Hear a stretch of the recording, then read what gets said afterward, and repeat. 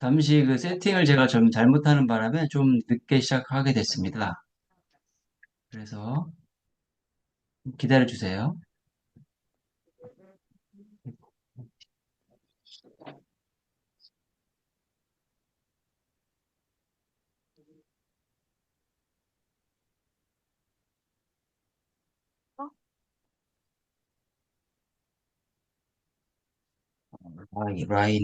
라이님이 아직 못 들어오고 계신데, 예.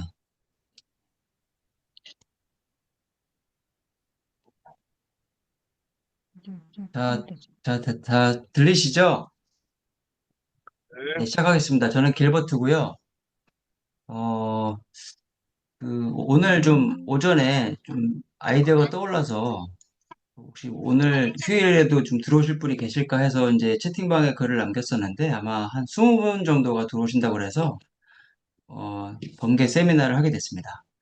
오늘 주제는요, 많으신 분들이 재개발에 대해서 좀 잘 모르시는 분들이 많은데, 어, 제가 그동안 경험했던 걸 바탕으로 해서 좀 재개발에 대한 어떤 수익 원리나 어떤 그 관점, 재개발을 바라보는 관점, 그것들 좀 설명해 드리고, 제가 원래 직업이 사실 뭐 공인중개사나 이런 직업은 아니고요. 원래 부동산 개발을 좀 작게 하는 사람이거든요. 근데 이제 전 주로 최근에 그 재개발 예정 지역을 남보다 먼저 들어가서 개발을 해서 분양을 하는 사업을 해오고 있었어요. 그러다 보니까 아마 일반 투자자들보다는 좀 더 빠르게 좀 땅을 먼저 가서 보고 분양이 될 것인가를 보고 수익성을 계산하는 일을 해왔기 때문에 아마 이런 프로세스를 거친 제 경험이 좀 투자자들한테 좀 도움이 되지 않을까 싶어서 이렇게 세미나를 열게 됐습니다. 예, 그래서 이제 제 프로필까지는 아니고 제 경험과 양력을 간단하게 설명해 드리면서 시작을 하도록 하겠습니다. 아마 이번 세미나 주제 중에 하나가 매물 소개인데요. 아마 삼전동에 좀 관심이 있으신 분들이 아마 주로 들어오신 것 같아요. 그래서 제가 마침 또 잠실에 살고 있어서 이쪽 지역을 좀 잘 알기 때문에 같이 설명을 드리면서 매물 소개를 할까 합니다.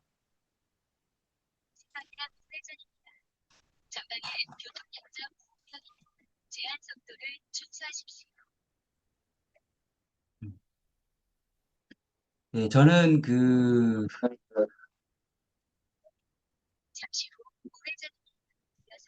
누가 운전 중이신 것 같은데? 네, 저는 주로 작은 자체 개발 사업을 주로 하고 있고, 이제 사업 컨설팅이나 PM, 이게 프로젝트 매니지먼트를 하고 있는데, 크게 두 가지 업무를 하고 있어요. 그래서 큰 프로젝트들이 좀 있는데, 최근에는 지금 대전에 대덕 단지에 있는 회사에 대해서 제가 반도체 공장을 짓는 걸 컨설팅을 하고 있고, 크진 않습니다. 크진 않고. 그리고 최근에 이제 한 5년 동안은 쌍문동, 장이동, 고덕동 이렇게 빌라를 세 개를 연달아서 지었어요. 네, 쌍문동은 제가 짓자마자 분양권이 나온 케이스고요. 곧 이어서 바로 이제 마포구 쪽 땅과 성북구 쪽 땅을 좀 찾아보다가 이제 장이동 땅을 사서 건물을 지어서 준공한 지 1년 만에 이제 재개발이 확정이 나서 이제 분양권이 이제 나오게 됐고요. 그리고 고덕동은 지금 아직 기다리고 있습니다. 고덕동은 지금 신속통합기획으로 한 두 번 정도 시도를 했다가 지금 반대 여론이 많아서 나이 드신 분들이 반대를 해서 지금 약간 소강 상태고요. 네. 이런 경험을 바탕으로 해서 여러분께 좀 이제 삼전동 이제 잠실 지역에 있는 재개발 사업에 대해서 설명을 좀 해드리겠습니다.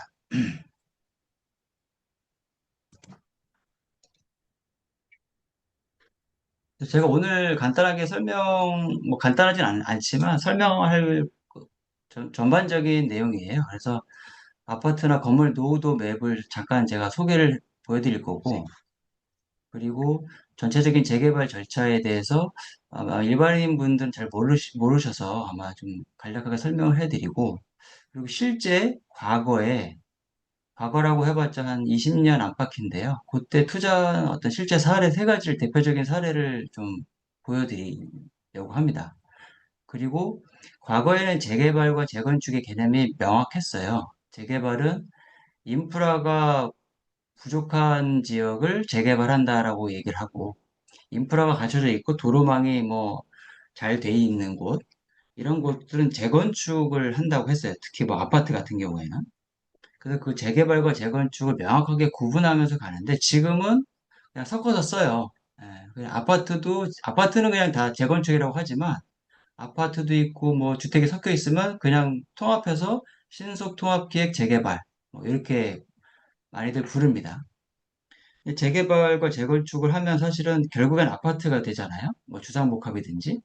그러면 이제 사실 아파트 매매 가격 지수를 좀 볼 필요가 있어요. 항상 오르는 게 맞냐, 아니면 어디에 투자하는 게 맞냐, 뭐 이런 것들을 보기 위해서 제가 아파트 매매 가격 지수를 보여드릴 거고, 그리고 기존의 어떤 재개발은 어르신들은 보통 한 30년 걸린다라고 머릿속에 박혀 있어요.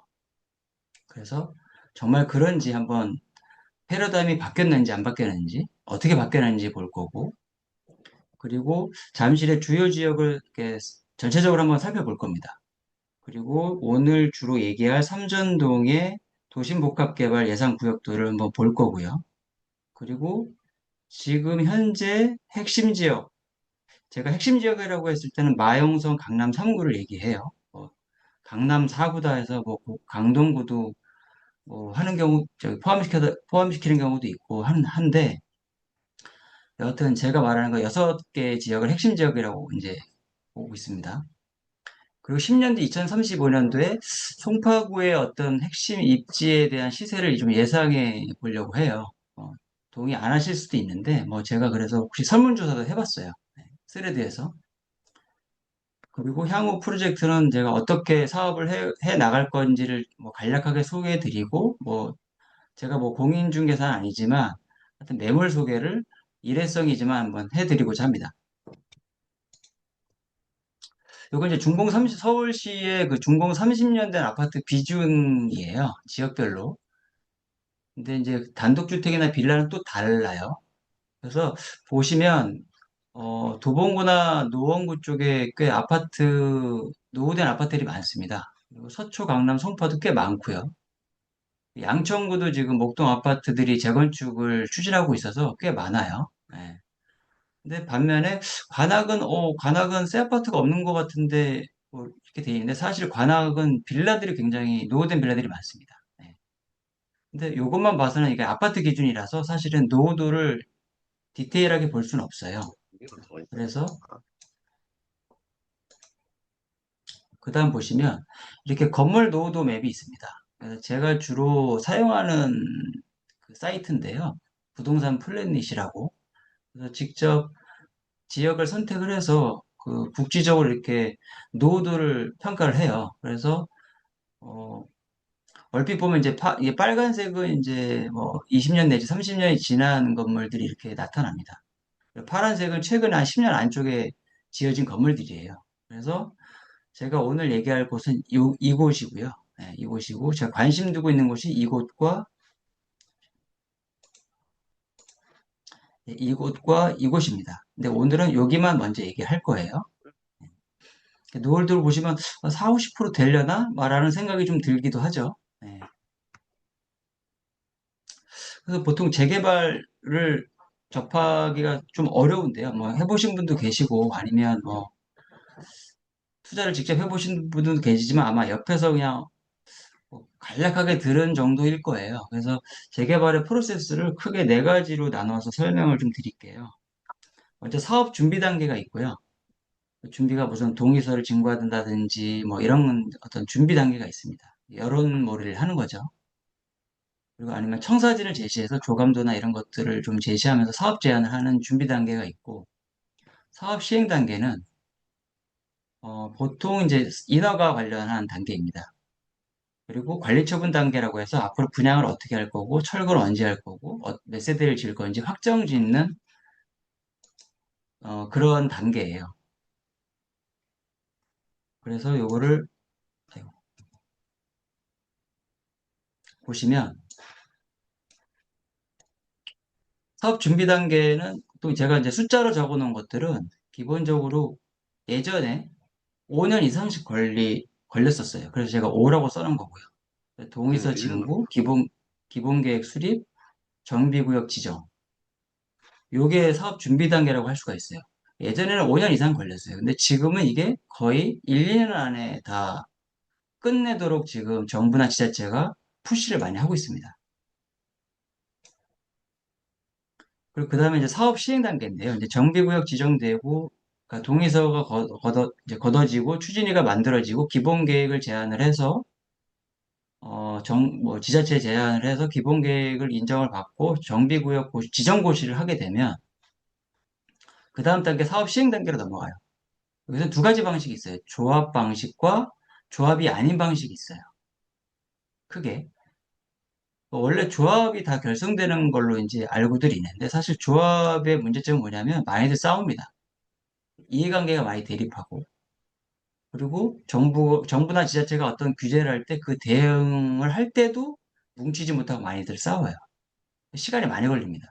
이게 5년이라고 표현되는데 뭐 10년 걸리는 경우도 있고요. 네. 뒤에 설명을 해드리겠지만 꽤 시간이 많이 걸립니다. 그래서.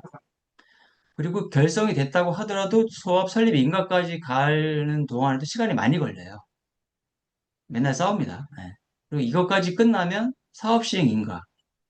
이제 허가 단계라고 볼 수가 있는데요. 뭐 도로망은 어떻게 뚫고 교통량은 어떻게 교통은 어떻게 이제 영향 평가를 할 것이고 그리고 무슨 뭐 학교나 공원 어디에다 할 거고 이런 허가와 관련된 내용을 사업 시행 인가라고 합니다.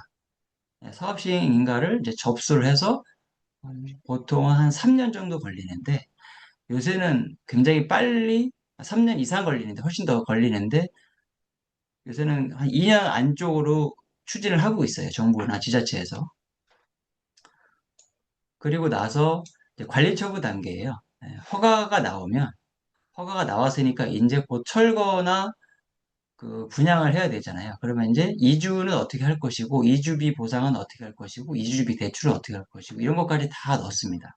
예, 공사기간은 어떻게 할 것이고, 그리고 일반 분양가는 얼마고, 조합원 분양가는 얼마. 그러니까 이제 요거 전에 이제 시공사를 같이 선정하는 단계가 있어요. 요 같이. 그리고 나서 이 관리처분 계획이 인가를 받으면 지자체가 승인을 좀 해줘야 돼요. 해주면 이주 및 철거 들어가면서 일반 분양 공고가 나오게 됩니다. 그럼 철거를 다 하고 나서 이제 착공에 들어가면 보통 대단지 같은 경우는 한 3년 정도 걸리거든요.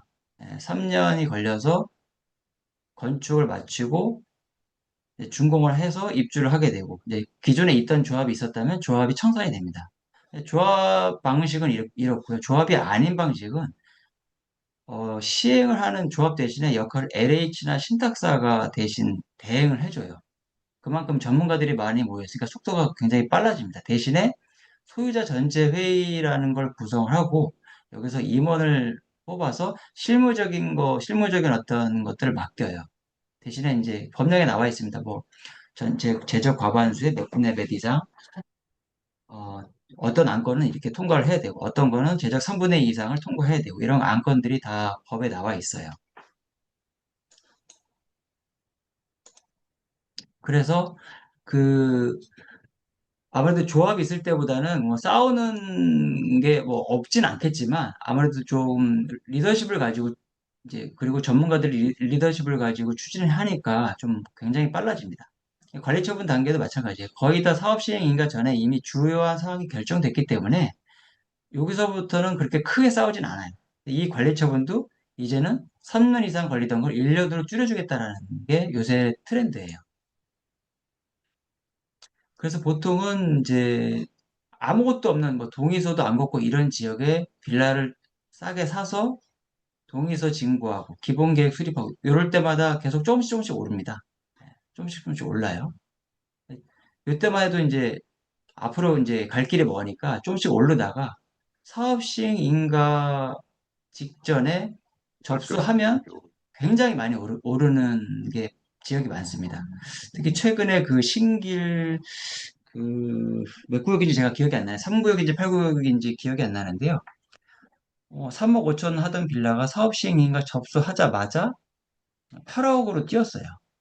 예. 곧 이제 사업이 제대로 시작이 되는구나라고 이제 그전에는 뭐 언제 시작할지 모르고 있다가 허가 접수만 해도 이렇게 많이 오르게 됩니다. 그리고 나서 관리처분 계획이라는 거를 명확하게 세우게 되면 일반 분양가가 조합원 분양가가 명확하게 나눠져요. 그러면 프리미엄이 명확하게 붙습니다. 그때 제일 많이 뜁니다.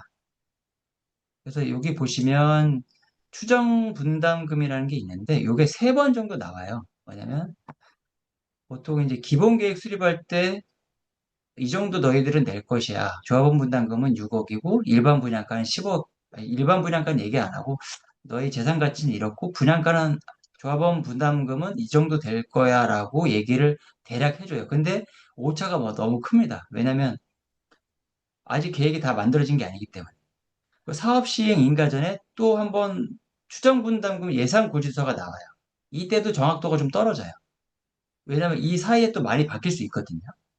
그리고 마지막으로 관리처분 계획 때 명확하게 그 최종 버전이 나와요.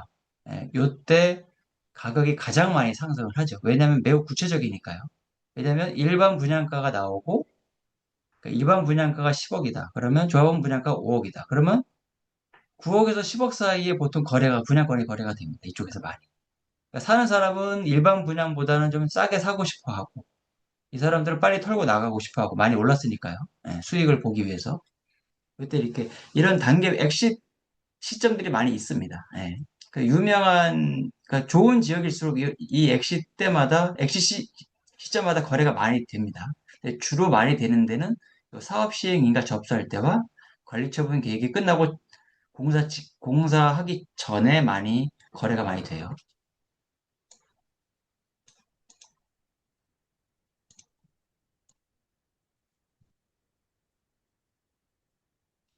예, 요거는 제가 이제 재개발 프로세스를 정확하게 좀 어느 정도 좀 재개발 수익이 어떻게 나는지를 좀 알려드리기 위해서 좀 그려왔어요. 좀 쉽게 설명하기 위해서. 여기 이제 2억짜리 빌라를 누가 샀어요. 단독주택인 경우에는 이제 혼자 가지고 있겠죠. 토지랑 건물을. 근데 제가 빌라라고 했으니까 이제 공동주택을 예를 들어볼게요.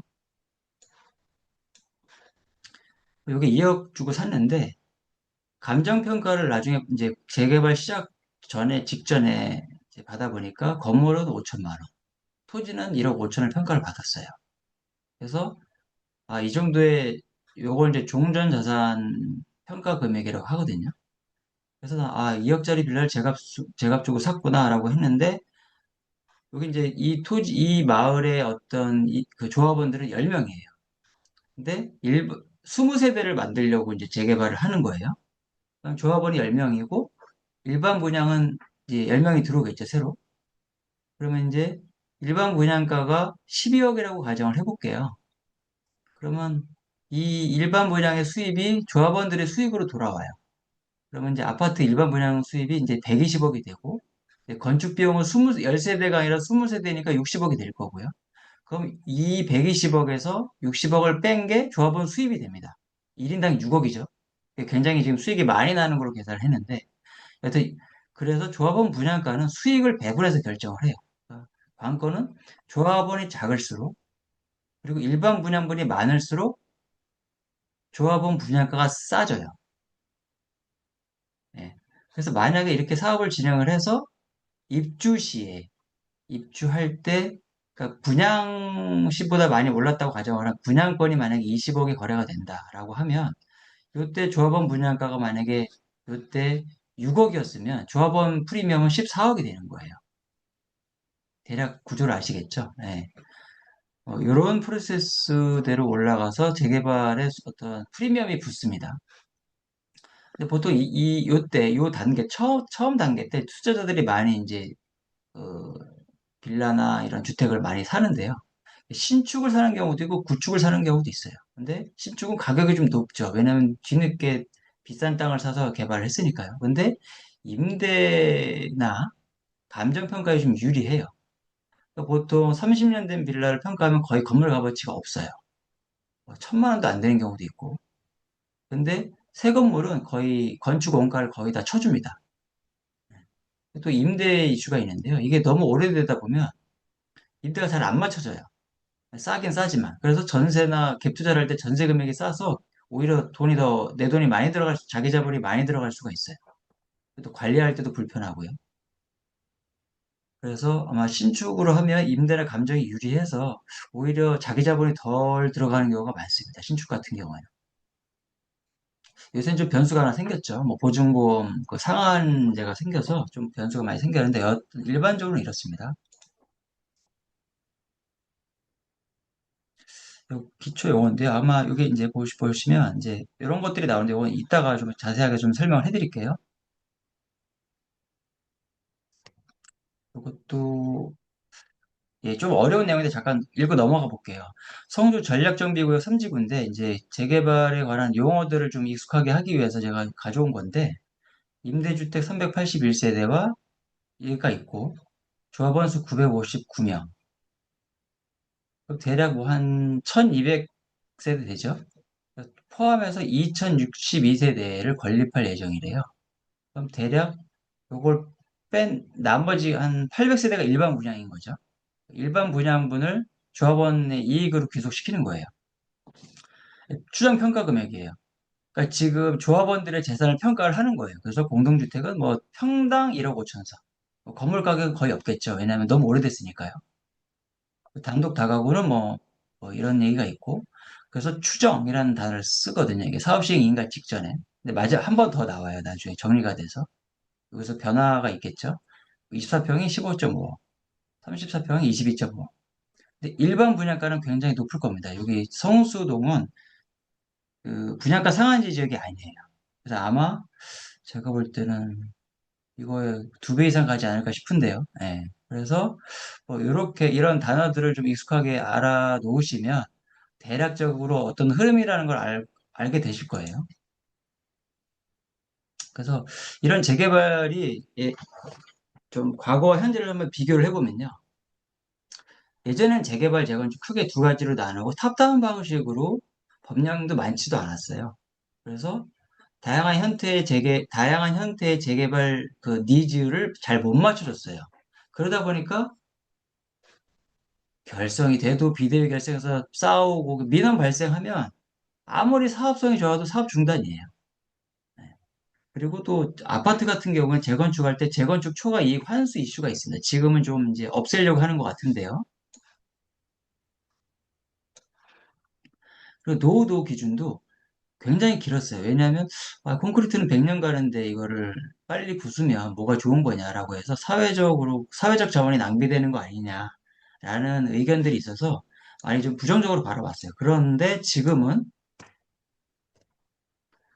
굉장히 다양한 형태의 재개발 사업들이 생겼어요.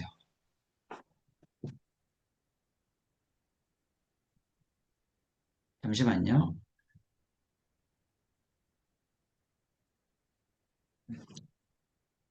처음에 3080 도심공공복합이라는 게 생겼어요. 이게 왜냐면 이제 관주도로 뭔가를 해보겠다라고 해서 요게 이제 제가 쌍문동의 분양권을 받은 사례예요. 근데 요 도심공공복합은 LH가 주관을 합니다. 조합이 없어요. 싸우질 않아요. LH와 협의만 합니다. 네. 물론 중간에 좀 싸우기도 하겠지만 싸워서 사업이 중단되는 경우는 없어요. 제가 21년도에 준공을 해서 지금 곧 철거를 합니다. 예, 허가도 다 났어요. 예, 이따 보여드릴게요. 이걸로 좀 관주도로 하려고 이제 아파트 공급을 늘리려고 했는데 한계가 많은 거죠. 왜냐하면 그러니까 지역마다 니즈가 굉장히 다른데 그걸 다 이걸로 공공 재개발 형태로 흡수를 못 시키는 거예요.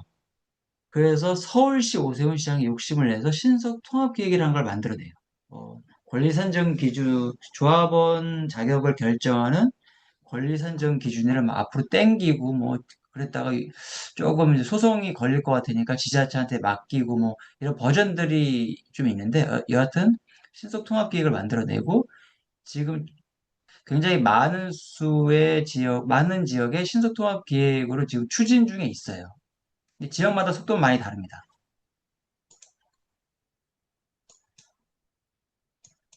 그리고 서울시가 이거 보니까 큰 거는 신속통합 기획으로 가고 작은 것들 너희들 뭐 한 100세대 정도 지을 거면 가로주택 정비 사업으로 가라라고 만들었는데 이게 아무래도 세대수가 너무 적게 지으려다 보니까 뭐 도로망이나 이런 것들을 주변과 조화가 이루어지지 않았어요. 않게 돼서 이것들은 사실 유명무실화가 됐어요, 사실은. 그래서 요것과는 좀 큰 단위로 이 가로주택, 뭐 가로가 이 길입니다, 길. 이 가로주택 정비 사업을 좀 모아서 블록들을 모아서 모아타운이라는 걸 또 만들어냈어요. 네. 이때 노후도가 50% 다운됩니다. 신속통합 계획도 지금 50%인데 50% 다운시켜서 좀 사업을 원활하게 진행할 수 있게끔 만들어줬어요. 그리고 나서 변칙적이라고 얘기는 할 수는 없는데 변형적으로 역세권의 어떤 그 유동인구나 이런 수요가 밀집하니까 역세권 정비 사업을 만들어내서 그, 그 공공전세 이런 것들을 여기다 많이 집어넣으려고 하는 사업을 시작을 했어요. 이 용적률 400%까지 가는 사업이에요. 근데 요것들은 사업성이 워낙 좋아서 그냥 깜깜이 분양도 하고 막 자기네들끼리 그냥 뭐 싸우지도 않고 아주 잘 똘똘 뭉쳐서 잘 갑니다. 네. 대표적인 예가 신설동이에요. 그 다음에 지금 25년 2월, 24년도에 법이 만들어져서 25년 2월에 시행이 된 법이 도심복합개발사업 지원에 관한 법률이에요. 요건 노후도 기준이 40% 낮아졌어요. 그래서 굉장히 많은 지역의 혜택을 볼 수 있는 법안이 만들어진 거예요. 그러니까 용적률이 상향된 거에 2분의 1을 임대집 주택으로 기부 체납을 합니다. 내가 100세대 지을 수 있는데 200세대를 지을 수 있다라고 하면 그 늘어난 100세대의 50%는 임대주택으로 기부 체납을 하고 50세대는 일반 분양을 하는 거예요. 네. 그리고 이것들의 특징은 뭐냐면 인허가를 빨리 내주겠다라는 거예요. 기존에 5년, 10년 걸리던 걸 2, 3년 안으로 내주겠다라는 거고 그러니까 조합이라는 민간에 다 맡기니까 사업이 되질 않아서 아예 대안을 마련했어요. LH한테 맡기든지 아니면 지금 이제 리츠도 있고요. 신탁사한테 맡기든지. 왜냐하면 이제 전문가들이 있죠. 나름 민간 그 조합이 아니라서. 그리고 지금 현재 노후도 30년 기준이 아니라 20년 기준으로 바꿔버렸어요. 그냥 할 수 있으면 해봐라. 제대로. 예. 근데 이런 것들이 왜 이렇게 됐느냐? 주택 공급이 계속 어려워지고 있는 거를 이미 10년 전부터 예측을 하고 있었어요. 그래서 그 재개발과 재건축을 유도하는 컨센서스가 이루어진 겁니다, 지금. 정부든 뭐 지자체든 간에. 이미 다 알고 있습니다. 그래서 주요한 재개발 방식을 이제 그걸 하면, 비교를 해보면, 신속통합기획, 모아타운, 도심복합개발. 이것 중에서 모아타운이 제일 규모가 작아요. 기껏 해봤자 조합원 한 2, 300명? 많으면. 신속통합기획 후보지 선정할 때는 동의율이 50% 넘어야 돼. 다 거의 비슷해요. 토지 면적 2분의 1 이상. 땅 큰 사람들이 또 반대하면, 모여서 반대하면 또 좌절이 되죠. 여하튼 이렇게 해놨어요. 근데 도심복합개발은 처음에 허들을 좀 높게 해놨어요. 동의율 67%. 토지 면적 2분의 1 이상. 혜택이 좀 커요. 여기는 용적률 500%에서 700%까지 허용을 해줘요. 그만큼 사업성이 이 셋 중에서 제일 뛰어납니다. 사업성을 비교하자면 그러니까 모아타운, 그 다음에 2번 신속통합기획, 3번 역세권 정비사업, 4번 도심복합개발. 이 순이에요. 4번이 제일 좋아요. 노후도 기준은 30년 기준으로 했을 때 30년을 넘었다라고 하면 노후도가 있다라고 판정을 하고 그 주택들이 60%가 넘어야 돼요. 신속통합기획은. 모아타운도 마찬가지예요. 60%. 도심복합개발은 40%예요.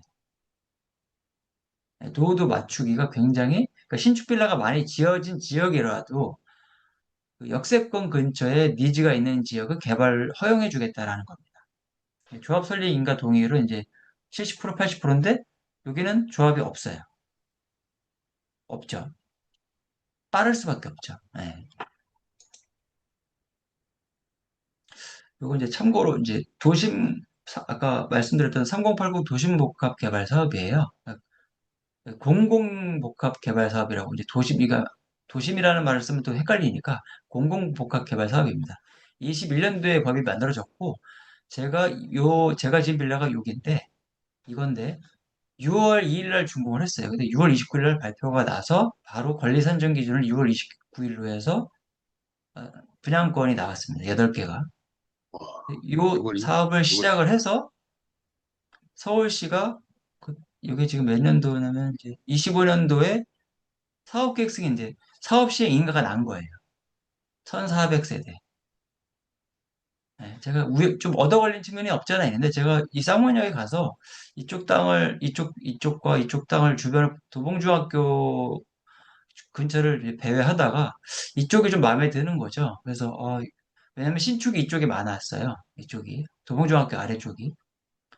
부동산에 가서 이쪽에 좀 땅이 없느냐 그러니까 없다 하다가 골치 아픈 땅이 하나 있다 라고 해서 그 땅을 매입을 해서 빌라를 지어서 바로 이제 근데 원래 이 땅을 살 때는 한 4, 5년 지나면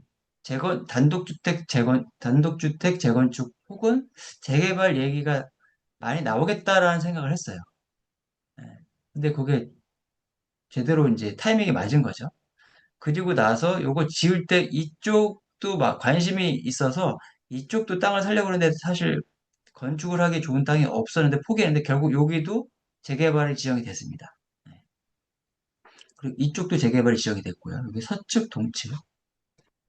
그래서 이때부터 제가 아주 눈에 불을 켜고 서울 시내를 많이 돌아다녔습니다. 요거 이제 재개발 투자 사례예요. 제가 지인들 사례고요. 제가 아는 지인이 이게 이게 영동대교고 성수 전략정비구역인데 여기 다 아실 거예요. 워낙 유명해서. 금싸라기 땅이 됐죠. 실투 금액이 2천만 원도 투자를 했어요. 지하 빌라를. 좀 평수가 큰 거를. 세 명이 지하 각각 2층. 하나씩 와, 그 투자를 했습니다. 그래서 투자를 했고 하나당 한 5, 6천만 원씩 이제 5, 6천만 원짜리를 산 거예요. 근데 아직 그 지어지도 않았죠. 이제 시행인가 이제 단계를 밟고 있어요. 근데 각각 하나씩 20억씩 팔았어요. 빌라를. 이분이 이제 45세에 매수를 했는데 지금 14년이 지났으니까 뭐 70세 정도 됐죠. 근데 20억을 벌었어요. 1년에 1억 이상씩 버는 거죠. 양도세를 많이 냈을 겁니다, 아마. 근데 이분들이 현명한 게 A, B, C 빌라를 샀는데 A 집은 그러니까 각각의 3명의 이름, B 3명의 이름, C 3명의 이름 이렇게 샀어요. 파는 시점도 3년에 걸쳐서 팔았어요. 와, 양도세를 아니, 굉장히 적게 냈겠죠? 근데 뭐 후담입니다. 이분이 또 돈을 번 다음에 또 딴 데 투자했다가 또 다 사기를 당하는 바람에 조금 안타까운 사례가 있었습니다. 그리고 두 번째는 제 친구 이야기인데요. 2010년경에 투자를 했어요. 신정동이라고 아마 아실 거예요. 양천구 신성동인데, 신정동인데, 여기 예전에는 제가 학교 다닐 때 아주 철거민촌들이 여기였어요. 이쪽이 다. 그래서 무허가 건물들이 많았었고, 그래서 맨날 뭐 철거 깡패 이야기도 나왔던 곳인데, 제 친구가 이쪽을 들어간 거예요. 빌라를. 그때 뭐 한 6천인지 8천인지 정확하게 기억이 안 나는데, 한 되게 1억 미만으로 들어갔었고, 시동 해봐. 매매 시동. 금액은 1억 2천 정도여서 아마 보증금이 작았던 것 같아요. 근데 투자 기간은 꽤 길었어요. 15년. 중간에 뭐 세입자가 자살도 하고 뭐 이런 뭐 별일을 다 겪으면서 결국에 15년 뒤에 이제 지금 입주를 했죠. 자기가 들어간 돈은 아마 한 3, 4억 정도 될 거예요, 같아요. 투자금은 10억. 조금 고생한 거에 비해서는 조금 수익이 작다. 자양동 재건축 정비조합인데요. 여기는 이제 영동대교 북단에 여기 원래 노른산 시장이라고 있어요. 저도 이제 이 성수동에 제 고향이 성수동이거든요. 잘 압니다. 이 근처라서. 화양동, 자양동, 성수동. 잘 아는데, 전 예전에 여기다가 빌라를 짓는 사람한테, 이 끄트머리에 있는 사람한테 투자를 했었어요. 아는 형님이신데, 투자를 해서 투자 수익을 꽤 많이 받았었어요. 그래서 기분이 좋아가지고 몇 년 지나서 보니까 플랜카드들이 막 걸려있더라고. 뭐 반대한다, 뭐 한다. 알고 보니까 이렇게 재건축을 하려고 막 동의서를 걷고 뭐 싸우고 있더라고요. 근데 그때가 왜 싸웠냐면 정비구역이 크게 처음에 고시가 됐었고 싸우기 시작한 거예요. 뭐 안 된다, 된다. 그러다가 싸우니까 이제 7년간 표를 했어요. 이게 뭐 되냐, 안 되냐. 결국에는 반토막이 나서 여기만 개발하게 됐어요. 그래서 지금은 롯데캐슬 리버파크 시그니처라고 세워졌는데 이제 약 아, 900세대 보인다. 정도 되거든요. 근데 지금 시세가 23, 좀 더 올랐을 거예요, 지금은. 자기 네, 부담금은 얼마 안 됐어요. 2억도 안 됐을 것 같은데, 2, 3억 정도? 1억도 안 되게 투자를 했고요. 그리고 14년, 이 15년. 빌라를 산 사람들이. 투자 기간이 15년인데, 원래 7년이라는 낭비 기간이 있었어요. 근데 지금 일반 분양가는 10억대 초반이었고, 마이너스 피도 있었어요. 22년도에. 지금 투자 수익을 보면 약 19억 정도? 대략? 20억 가까이 되죠. 제가 보니까 이때 좀 크게 좀 머리를 맞은 것처럼 느껴진 게, 여기 자주 왔다 갔다 하는 길인데, 아, 내가 그때 수익금으로 받지 않고 빌라를 받았으면 어땠을까라는 생각이 좀 들더라고요. 그래서 지금 재개발 어떤 흐름이나 어떤 패러다임이 변해서 지금 굉장히 시간이 점점 빨라지고 있다. 3분의 1 정도로 축소되고 있다라는 거를 좀 그렇죠. 아셔야 되고, 정말. 모든 지역이 그런 건 아니에요. 모든 지역은 아니고, 어, 그래서 모든 지역은 아니니까 잘 보셔야 되는데, 여하튼 전체적인 흐름은 빨라지고 있다. 과거의 어떤 관습이나 관행 이런 거에서 굉장히 빠르게 변화하고 있다는 걸 아셔야 돼요. 제가 사례 하나 보여드릴게요. 21년도에 거래가 된 빌라 사례예요. 마포자이라고. 여긴 역에서 좀 멀어요. 사람들의 관심도가 많이 떨어졌던 곳입니다. 그래서 더 똘똘 잘 뭉쳤어요. 전용 면적 10평, 투룸인 것 같아요. 대지 지분 5평짜리예요. 21년도 기준으로 19년 된 빌라였어요. 근데 21년도에 15억 천에 거래가 됐어요. 좀 이해가 안 가시죠? 미쳤나? 그죠? 이, 아무리 재개발이 돼도 이런 게 있을 수 있나? 착공 이전에 빌라가 거래가 된 거예요. 그러니까 관리처분, 아까 말씀드렸지 관리처분 있잖아요. 관리처분이 끝나고 철거하기 직전에.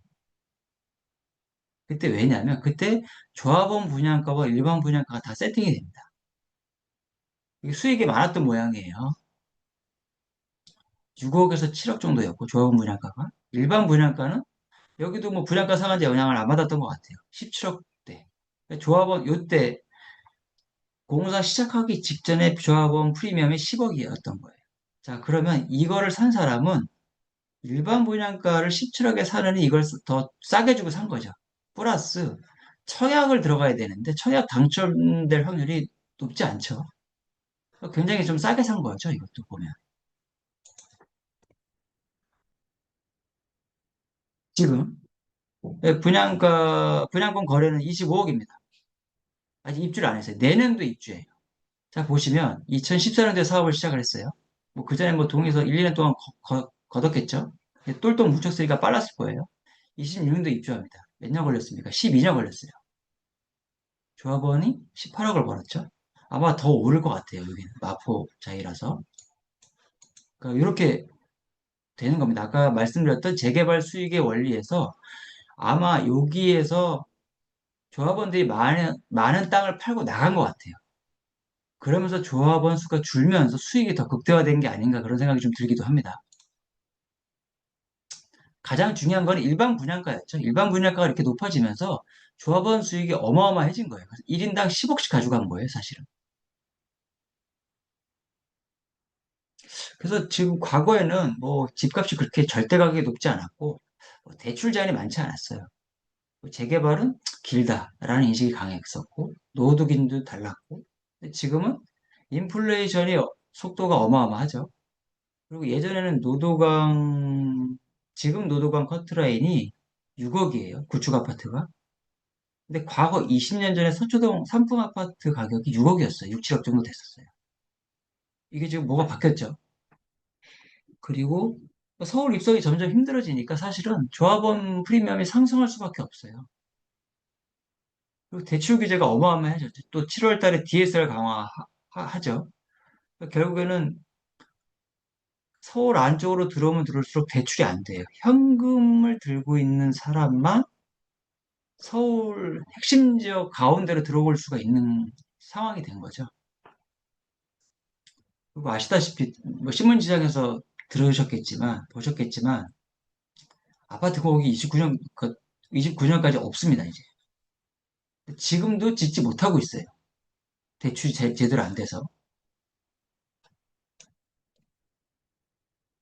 그래서 아마 제가 볼 때는 앞으로 한 7, 8년간은 공급이 거의 없을 거라고 예상이 됩니다. 노후도 기준은 20년을 바뀌었고 이렇게 좀 뭔가 환경이 많이 바뀌었습니다.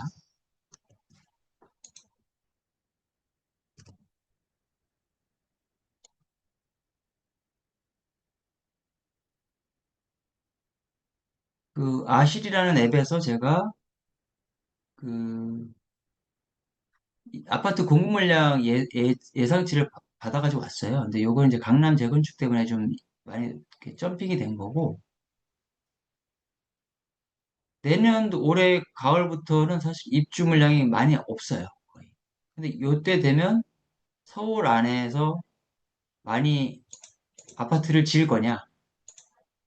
사실 재개발을 많이 시작을 했어요. 100군데가 넘게. 근데 이게 빨라야 7년 뒤에 입주를 하니까. 그리고 또 지금 빌라도 많이 못 져요. 대출이 안 돼서. 결국 빌라도 그렇고 아파트도 그렇고 공급이 이제 없습니다. 앞으로 7년간은 사실은. 거의 없다고 보셔야 돼요. 적정 수요가 4, 5만 세대인데 이게 없어요. 그래서 혹자들은 그러죠. 이게 아니 인구가 줄는데 뭐 이렇게 세대가 아니 필요하냐? 그러니까 사실은 30년 된 집에 살 수는 있는데 사실은 계속 젊은 사람들 그리고 집을 옮겨 갈아타는 사람들은 새 집을 많이 원하죠. 또 편하고요. 시설이 아예 다르지 않습니까? 예. 그래서 신축 수요는 계속 늘어나고 있다. 정말 희한하죠. 이건 제가 그 아파트 매매가격 지수 추이를 이렇게 이제 뽑은 건데요. 그 서울 올림픽 전후로 해서 많이 올랐어요. 이제 22년도 1월 100으로 놓고서 카운팅을 해본 거예요. 10 정도부터 이제 출발한 거죠. 그래서 뭐 30까지 올라왔다가 그러니까 서울 아파트 전체 평균 아파트 매매가격 지수인 거예요. 그래서 보면 10에서 100까지니까 10배가 올랐네라고 하지만 사실 개별적으로 보면 음아파트는 80배가 올랐어요. 그러니까 지역적으로 굉장히 차이가 큽니다. 그래서 올랐다가 횡보하고 올랐다가 횡보하고 올랐다가 다시 또 횡보하다 다시 올라가는 형국인데 이때 노무현 정부 때 굉장히 많이 올랐고 문재인 정부 때 굉장히 많이 올랐습니다. 노무현 정부가 끝나고 나서도 많이 올랐었어요. 그때. 근데 뭐 우연의 일치인지 모르겠는데 뭐 세계 경제 상황과 맞물렸겠지만 진보 정권 때 많이도 올랐어요. 그러니까 주택 공급보다는 임대주택의 어떤 정책의 방점을 찍은 나머지 조금 이렇게 시장을 좀 건드린 거죠. 건드리니까 이렇게 왜곡이 급격하게 생긴 게 아닌가 개인적으로 생각이 들고요. 이명박 때 뭐 경제 상황이 별로 안 좋았죠. 2008년도 금융 위기도 오고 그래서 그렇게 됐었고 사실 이게 10배 정도 올랐지만 이건 평균 매매 가격 지수기 때문에 실질적으로 강남은 더 많이 올랐다. 하는 걸 말씀드리고 싶고 가볍게 이제 제가 강북 14개구를 제가 조사를 해봤어요. 요거 빨간색은 얘가 예측을 해본 겁니다. 함수를 좀 넣어서 요 기존의 어떤 패턴을 바탕으로 좀 편차가 좀 있어요. 강북은. 아무래도 조금 뭐, 좀 먼 지역과 중심부 쪽에 가까운 지역에 더 편차가 좀 있어 보이고, 강남을 예측을 해보니까 거의 편차가 많지가 않아요. 쭉 갑니다, 그냥. 예. 되게 안정되는 흐름이죠. 어쨌거나 둘 다 인서울이라서 뭐 계속 우상향하는 그래프를 보여주고 있어요. 그래서 이거를 제가 조사를 해보니까 그 2001년도부터 2010년, 10년치 데이터, 그리고 2002년도부터 2011년도 10년치 데이터, 이렇게 30개 세트를 모아서 분석을 해보니까 희한하게 10년에 두 배씩 뛰어요, 평균적으로. 물론 어떤 지역은 10년에 두 배가 안 되는 지역도 있을 수 있고, 또 어떻게 또 비싸게 주고 산 사람은 또 두 배가 안 될 수도 있고요. 싸게 산 사람은 세 배가 될 수도 있고요. 강남은 네다섯 배가 될 수도 있어요. 근데 어쨌건 서울 전체를 평균 내니까 대략 10년에 두 배씩 뛰는 결과가 나오더라. 그게 보니까 10년에 두 배가 되면요. 복리로 연평균 7.2%라는 얘기거든요. 그러니까 아파트를 사서 10년 기다리면 두 배가 된다라는 얘기예요. 네. 크게 뭔가가 없으면. 물론 재수가 좋아서 7년 만에 두 배가 되는 경우도 있고요. 15년 만에 재수가 없어서 15년 만에 두 배가 되는 경우도 있을 수 있겠는데 여하튼 그렇습니다. 근데 그 재개발 투자에도 가능한 거예요. 10년 정도 투자한다고 봤을 때 빌라나 단독주택이 아파트로 변하거든요. 그러면은 소액으로 좀 장기간 투자하면서 레버리지가 시간 레버리지가 생기는 거예요. 10년 뒤에 아파트 가격이 두 배가 뛰니까 레버리지 뭐 전세 대출 이런 것뿐만 아니라 시간이라는 것 자체가 두 배가 되니까 이게 어마어마한 레버리지가 되는 거죠. 더군다나 최근에는 모아타운이나 도심복합 개발 순수 사업 기간만 7년, 10년이 채 안 돼요. 그러니까 아파트 가격이 결국엔 아파트가 될 물건들이니까 이거에 좀 집중을 하면 같은 게 적용이 되겠다라는 이제 생각이 든 거죠.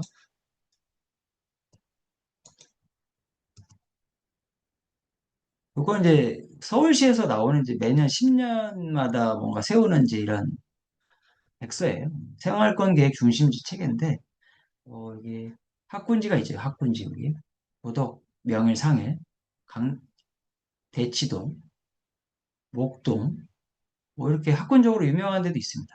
유명한 데 있고 뭐 기타 여기 이제 뭐 어디 성수는 무슨 전략 뭐 IT 관련 밸리로 뭐 키울 것이고 마곡은 뭐 마곡도 무슨 IT 관련 산업을 유치할 것이고 뭐 이런 계획들이 다 있어요. 근데 재개발이든 아파트를 투자할 때는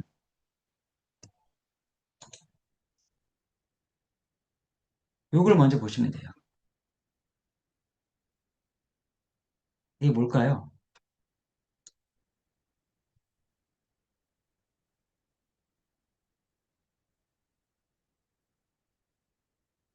이거 9호선이고요. 3호선이고요. 이거 2호선을 잘라놓은 겁니다. 이렇게. 이걸 왜 제가 그러냐면 서초 강남을 지나는 노선을 중심으로 투자를 해야 된다는 얘기를 말씀을 드리고 싶은 거예요. 9호선 같은 경우는 학군지와 그 오피스 밀집 지역인 강남, 서초, 여의도, 마곡, 이걸 다 지나가요. 여기를 다 합하면 서울시의 일자리의 70%를 차지합니다. 광화문은 약 20%를 차지하고요. 나머지가 뭐 10%를 막 겨우 차지하고 있어요. 대부분 여기 몰려있다는 거죠, 9호선에. 그러니까 이쪽을 접근성이 가장 편한 곳이부터 오른다라는 거고, 그래서 요걸 이제 주목하셨으면 좋겠다라는 말씀을 드리고, 좀 외곽은 가급적이면 좀 다른 관점에서 봤으면 좋겠다는 생각이 듭니다. 제가 왜 이런 핵심 지역이나 이런 것들을 얘기하냐면, 제가 그 예전에 대학원에서 이렇게 모델링을 좀 한 게 있어요. 뭐 이렇게 어려운 건 아니고 쉬운 건데, 어, 이게 되게 격자무리가 되게 많습니다. 격자가 되게 많은 칸인데, 여기 이제 이런 걸 다루는 학문이 이제 시스템 다이내믹스라고 하는 건데요. 그거 아실 필요는 없고, 그 빨간색이 이제 행위자예요. 사람이라고 할 수도 있고, 행위자고, 랜덤으로 위치를 박습니다. 뭐 여기서 태어난 거도 있고, 뭐 여기서 태어날 수도 있고, 여기서 태어날 수도 있어요. 시작을 여기서 합니다. 이렇게 각각의 점에서. 그 규칙을 부여를 해요. 한 칸씩 옮긴다. 동서남북으로. 이 노란색은 뭐냐면 자원이에요, 자원. 이게 슈가 스케이프라고 해야 되게 설탕물이에요. 얘가 빨간 점에 설탕물을 먹고 또 수명을 연장하고 뭐 이런 거를 이제 규칙을 넣어요. 되게 단순하게. 그리고서 한 판 한 판을 돌려요. 이렇게 턴을 돌리죠. 돌리다 보면 어떻게 되느냐면 돌리다가 실험을 넣어요. 이제 자본주의 규칙들을 넣어요. 거래, 그다음에 상속 이런 것들 몇 가지 넣으니까 얘네끼리 막 그 행위자들의 속성들이 막 다양하게 생겨요. 그러니까 돈을 저장하는 애들도 생기고 돈을 빌려주는 애들도 생기고 막 그렇게 돼요. 그래서 계속 판을 거듭할수록 자본주의에 가깝도록 만드는데 더 자기네들이 알아서 이제 변하는 거죠. 그래서 계속 거듭하니까 어떻게 되냐면 외곽에 있는 거 자원이 없는 부분은 다 죽습니다. 다 죽어요. 인구가 좀 줄겠죠. 점점 더 핵심 지역을 중심으로 원형으로 몰려요. 인구는 지금 많이 줄었어요. 이거에 비해서 많이 줄었죠. 절반 이상 줄어든 것 같아요. 그래서 이거의 결론은 뭐냐면 아무리 인구가 준다고 하더라도 인구는 핵심 지역으로 몰린다는 거예요. 더 몰려요. 더. 예, 더. 외곽은 뭐 다 아예 없죠, 사람이. 예. 자원이 없으니까. 여기서 자원이라고 했을 때 뭐 교육 인프라, 교통 인프라, 그다음에 뭐 편의시설, 뭐 이런 것들이겠죠. 예. 뭐 관공서. 이런 어떤 인사이트를 발견할 수 있는 모델링이라서 제가 가져와서 설명을 한번 드려봤습니다. 그래서 저는 이제 핵심 지역과 준핵심 지역, 그다음에 그냥 일반 지역 이렇게 나누는데 마용성, 강남성 이 파란색은 준핵심 지역인데 뭐 강동구나 동작구가 되면서 헌해하겠지만 제가 볼 때는 아직은 그래요. 그래서 핵심 지역 옆에 붙어서 같이 가격 상승 효과를 누리는 배후 지역이라고 할 수 있겠죠. 아니면 여기는 학군지가 있어서 학군지 역할도 하고 여기 목동 학군지 역할을 하고 여긴 오피스가 밀집되어 있고 그래서 사실 핵심 지역에 영향을 많이 받는 지역들이에요. 성동구 많이 컸죠. 여기 아니, 광진구. 예. 그래서 앞으로 투자를 하실 때 좀 다르게 가야 된다. 핵심 지역은 장기 보유 전략으로 가되 이 외의 지역들은 단타가 적당하다는 말씀을 드리고 싶은 거예요. 네.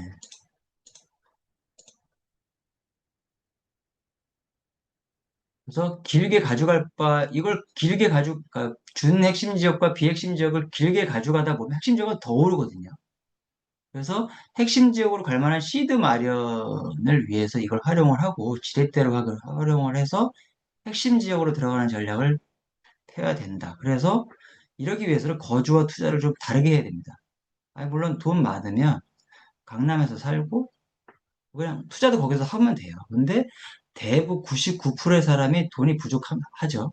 그러면 좀 한적한 데서 저렴한 데서 살지만 메인 투자는 사실은 핵심 지역에 해놔야 되는 거죠. 미래를 위해서. 뭐 교육 때문에 뭐 미사나 뭐 강동이 있지만 사실은 눈은 이쪽으로 와 있어야 된다는 거죠. 예. 제가 오늘 말씀드릴 그 삼전동인데요. 삼전동 상단, 하단. 여기 이제 잠실 본동이라고 하더라고요. 이쪽 이렇게. 상단, 하단 왜 이렇게 나누는지 모르겠는데 제가 보니까 학군 때문에 이렇게 좀 서로를 좀 이렇게 하단을 좀 무시하는 경향이 있는 게 아닌가 좀 약간 뭐제 짐작이긴 합니다만 예상이 들어요. 석전도 이거 삼전역이 있고 석천고분역이 있고 석천역이 있고 그리고 이 판천을 지나면 여기 하계월역이 있습니다. 그리고 위례신사선 들어보셨는지 모르겠는데 위례신사선이 이렇게 지나갑니다. 주민들 요청으로 일단 제안을 해놨어요. 여기 삼전역 위례신사 삼전역이 요청을 해놨어요. 그러니까 만약에 생긴다고 한다면 지금 아마 예산 때문에 고생들을 하고 있는데 10년 뒤에 만약에 생긴다면 이 지역은 이제 더블 역세권이 되고요. 이제 2호선과도 그렇게 거리가 멀지 않은 곳이 되는 거죠. 지금을 보면 엘리트가 있고요. 레이크 팰리스가 있고 사실 대장주가 여기죠. 네. 근데 사실은 원래 알짜배기 땅은 잠실 주공 5단지랑 장미 아파트였어요. 근데 워낙 핵심 지역 그 잠실역 사거리에 붙어 있다 보니까 규제도 심하죠. 공군과 뭐 보도 제한, 그다음에 공군과의 어떤 관계, 규제가 엄청 심했어요. 박원순 시장 때는 아예 개발을 못 하겠죠. 여기도 마찬가지예요. 더 유리한 조건을 받아내기 위해서 아예 싸우기도 하고 기다리기도 하고 그 사이에 주공 1, 2, 3단지가 개발했어요. 20년 됐습니다, 여기가. 그러니까 요거에서 느낄 수 있는 시사점은 뭐냐면 핵심 지역일수록 핵심 입지일수록 이해관계가 첨예하게 대립을 해요. 재개발, 재건축이 어려워져요, 사실상. 투자를 할 때 요 점을 좀 아셔야 되고요. 주변부부터 개발이 되기 시작합니다. 아시아 성수촌 아파트 재건축 준비 중에 있고요. 우성 아파트는 지금 시공사 선정을 하고 있는데 고생들 좀 하고 있어요. 뭐 건축비가 너무 올라서 다 시공사들이 기피하고 있다고 그러더라고요. 근데 아마 언젠가는 하겠죠. 네, 곧 할 것 같습니다. 아마 1년 안에 시공사가 선정이 될 것 같아요. 이렇게 노란색으로 표시한 곳은 상권이 강하게 발달된 지역이에요. 재개발, 재건축과는 거리가 먼 지역이죠. 여기 삼전동은 지금 대략 구역이 달라질 수 있지만 A구역, B구역, C구역으로 나눠져 있어요. 예전에는 2, 3년 전만 해도 여기를 모아타운으로 16개로 쪼갰어요. 생각만 해도 복잡하죠? 개발이 안 됩니다. 예. 복잡성이 증가하면 개발하기 쉽지 않아요. 그래서 지금 이거를 자세하게 말씀드리려고 합니다. 제가 아까 이거 말씀드릴 때 잠실 주공아파트, 주공 5단지를 얘기할 때 주변부부터 개발이 먼저 된다고 그랬잖아요. 여기 노란색에 상권이 많이 있어요. 그래서 제가 봤을 때는 BCA 아니면 BC가 같이 개발되고 A가 마지막에 되지 않을까. 아니면 A가 잘려서 같이 개발되지 않을까. 그래서 가장 유리한 거는 B이지 않을까라는 생각을 좀 했어요. 상가가 많이 없거든요, 이쪽에는. 요게는 좀 있는데, 사실은 그냥 동네 상가일 뿐이에요. B구역부터 볼게요. 뭐, 이런 상가들이 있습니다. 뭐, 복권방도 있고요. 빌라, 이쪽 안쪽에 다 빌라죠. C구역입니다. 다 빌라예요. 네. C구역 중에서 약간 석촌 고분역 쪽에는 또 상가가 좀 있긴 있습니다. 외곽에는. A구역. 상가 많아요. 네. 제거하거나 쉽지 않습니다. 여기는 개발이. A구역이고요. 그래서 그 삼전동이 모아타운을 추진했지만 구역을 너무 많이 설정을 했어요. 16개, 17개. 그리고 어떤 구역은 노후도 50%를 채우지만 어떤 데는 40%, 50%가 안 되고. 그래서 듬성듬성 개발을 할 수밖에 없는 거예요.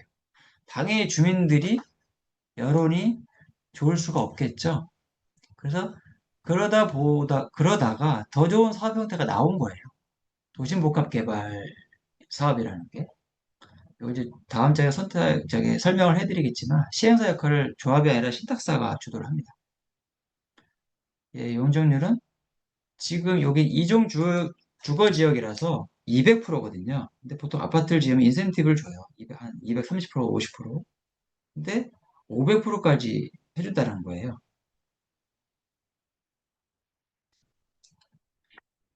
어떤 이제 성장 거점명은 700%까지 갑니다.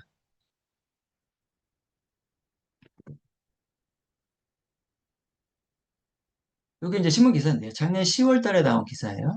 민간이 주도하는 도심 복합 사업. 준주거 지역은 용적률 700%까지 가요. 어마어마하죠.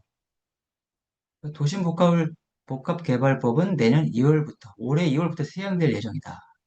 그래서 민간 주도를 하겠다라는 거예요. 그래서 용적률 상향들 특례를 주고 고밀도 개발이 가능하도록 유도한다. 두 가지를 나눴어요. 성장 거점형, 주거 중심형. 성장 거점형 노후도와 관계없이 좀 특수한 곳이죠. 네.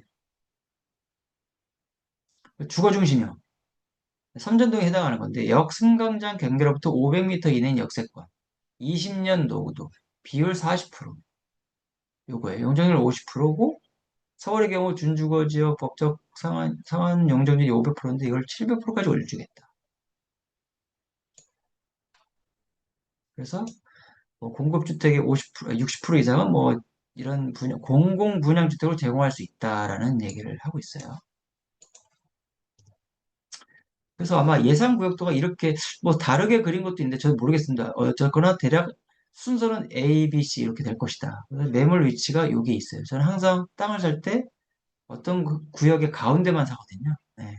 그래서 여기에 있는 게 땅 위치가 마음에 들어서 봤더니 제가 개발 사업을 하고 있으니까 땅을 봤는데 가운데 있어서 봤더니 지은 지 얼마 안 됐고 그래서 그리고 주변을 살펴보니까 너무 개발 속도가 빠른 거예요. 그래서 잘못하면 분양권이 안 나올 수도 있겠다라고 생각이 들어서 아 그러면 빌라 하나 살까라고 생각을 하다가 좀 저도 한 두세 개 사고 같이 이거를 모여서 사면 좀 싸지지 않을까라고 생각을 해서 여러분께 이런 세미나를 통해서 이렇게 알려드리는 소개시켜드리는 겁니다. 그 삼전동에 주민설명회를 2월 15일 날 했어요. 네. 그 주관은 한국토지신탁이 했고요. ABC 구역으로 대략 나눠서 보니까 노후도가 50% 넘었다. 그래서 주민들 반응이 좀 긍정적인 경우가 많았었고, B와 C가 좀 적극적이더라. 이런 이제 얘기를 들었어요. 실제로 그 한국토지신탁이라고 신탁사가 있는데 제일 좀 커요. 신탁사 중에서도. 네. 근데 지금 두 군데를 추진하고 있어요. 삼성동 그리고 삼전동. 삼성동은 약 2,000세대 거의 픽스가 됐고요. 삼전동은 아마 교통 영향 평가 때문에 어떻게 될지 모르겠지만 아마 9,000에서 12,000세대 정도가 되지 않을까 싶어요. 구역이 만약에 좀 잘리거나 그러면 세대수가 좀 줄겠죠. 두 곳에서 같은 부서에서 추진을 하고 있어요. 그래서 2월 15일 날 주민선명회를 했는데 내용이 이렇습니다. 내년도 8월에 전체 회의를 구성하겠다. 오케이가 되면 바로 시공사 선정을 하겠다. 이제 요 전까지 아마 가설계를 그린다는 얘기죠. 그래서 오케이가 되면 더 구체화시켜서 시공사도 선정하고 바로 그 다음에 사업 시행인가 허가 접수를 하겠다. 그래서 관리처분 인가를 28년도 4월에 하겠다. 철거는 12월에 하겠다. 28년, 3년 뒤죠. 엄청 빠른 거죠, 이게. 사실 뭐, 거의 가능할까 싶을 정도로 빠릅니다. 네. 그리고 착공을 29년도에 하겠다라는 거예요. 실제로 가능했으면 좋겠어요. 네, 아마, 근데 여기서부터 여기까지 약 6년이 걸리는데, 지금부터 하면 7년이죠. 굉장히 빠른 속도여서, 솔직히 좀 기대가 좀 되긴 합니다. 이렇게 유명한데 이거 뭐, 나만 그렇게 보고 있는 것인지, 예, 좀 객관적으로 좀 볼 필요가 있어서 제가 거래 데이터를 살펴봤어요. 어디냐면 삼전동의 연립과 다세대 거래가 살펴봤거든요. 그랬더니 대략 1년간 거래 금액이 761억이었어요. 그래서 3년간을 좀 다시 카운팅을 해보니까 약 2천억의 거래가 됐어요. 모아타운 때문에. 그러니까 뭔가 많이 샀어요, 누군가가. 2천억이면 어마어마하죠. 그리고 설명회가 25년도 2월 15일 날인데 이때부터 두 달 반 동안 300억이 거래가 됐습니다. 그러니까 뭐 100건 가까이 거래가 된 거예요. 90건 정도. 네. 평균 뭐 원룸, 투룸 포함해서 쓰림도 있으니까 평균 아마 4억이 좀 안 될 겁니다. 그래서 22년도만 해도 투룸이 그렇게 비싸지 않았어요. 그래서 갑자기 4억대로 점프를 했어요. 왜냐하면 이렇게 계속 매매가 회전이 되니까요. 그리고 25년도 2월에 설명회를 하고 나서는 4억 5천 이하가 거의 없어요. 있는 거는 거의 들어가게 살기가 좀 힘들어 보이는 그런 35년 된 빌라만 있고 신축이 아마 B구역 상단에인가 A구역 상단에서 거래가 되고 있는데 5억 3천, 4천에 지금 나와 있습니다, 매물이. 그러니까 이만큼 많이 샀다라는 건 뭐가 기대가 많다라는 거죠. 네. 요건 이제 핵심적 주요 아파트 시세인데 가볍게 보고 넘어가겠습니다. 아까 마포자 25억이었고요. 한남, 뭐, 평당 1억이 지금 훨씬 넘어가고 있고, 여기도 1억. 뭐 서울시는 아니, 성동구는 어마어마하죠. 반포는 2억을 찍었죠. 2억 찍고, 이제 강남, 청담에서 이제 따라가고 있는 형국이고요. 네, 송파도 열심히 따라가고 있습니다. 네, 평당 1억을 다 찍었어요. 지금 웬만하면. 지금 잠실 지역의 전체적인 어떤 그 시세인데요. 거의 뭐 30억 이렇게 하고 여기 헬리오시티인데 좀 약간 좀 다르고요. 여기 좀 많이 빠지죠. 네, 좀 재건축 이슈가 있습니다. 그래서 앞으로 이곳과 이곳이 이렇게 개발이 되면 이렇게 C라인으로 이렇게 형성이 되지 않을까 싶고 여기 사이에 있는 아마 배우 상권이 굉장히 활성화가 되지 않을까. 거래도 많아지고 네, 그런 생각이 들더라고요. 뭐 이쪽은 워낙 또 상권이 많이 발달한 지역이라서 석촌구 분양 사거리는 같이 발달을 하겠죠. 그래서 제가 이제 물어봤어요. 이게 뭐, 제가 생각을 가만히 좀 해봤어요. 여기 아파트가 지어지면 10년 뒤에 23년, 2035년에 얼마 정도 될까? 그래서 저는 한 4, 50억이라고 봤거든요. 49층 아파트. 제가 이제 쓰레기에 물어봤죠.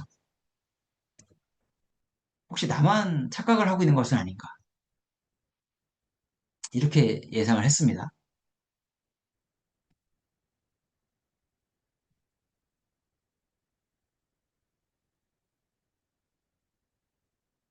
뭐, 만 세대 정도면 뭐, 엘스가 한 두 개 정도 되는 거니까 꽤 크죠.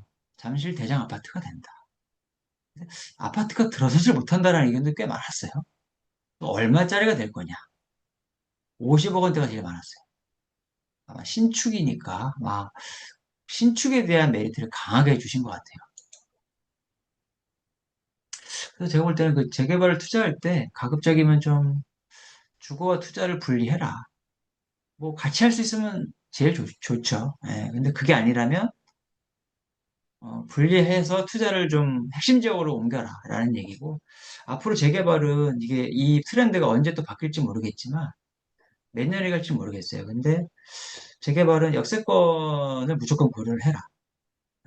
그리고 지금 정부가 아직 바뀌지 않았는데 1가구 1주택에 도급만 너무 빠지지 말아야 된다는 말씀 드리고 싶어요. 네, 그래서 많은 뭐 이렇게 비켜나가는 방법이 있고 세금을 많이 내긴 하지만 제가 볼 때는 굳이 그럴 뭐 금과 옥조처럼 지킬 원칙은 아니에요. 오히려 수익이 확실하다면 취득세를 좀 많이 내고서라도 어, 사는 게 맞죠. 그리고 재개발이 만약에 확실한 곳이라면 핵심 지역 내에서 막 말씀드리는 건데 뭐 계란 한 바구리에 담아도 좋은 거죠.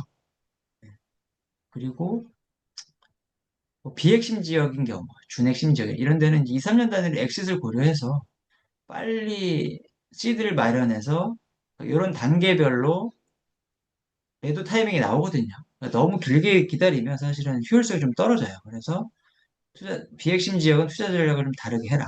요 얘기고요.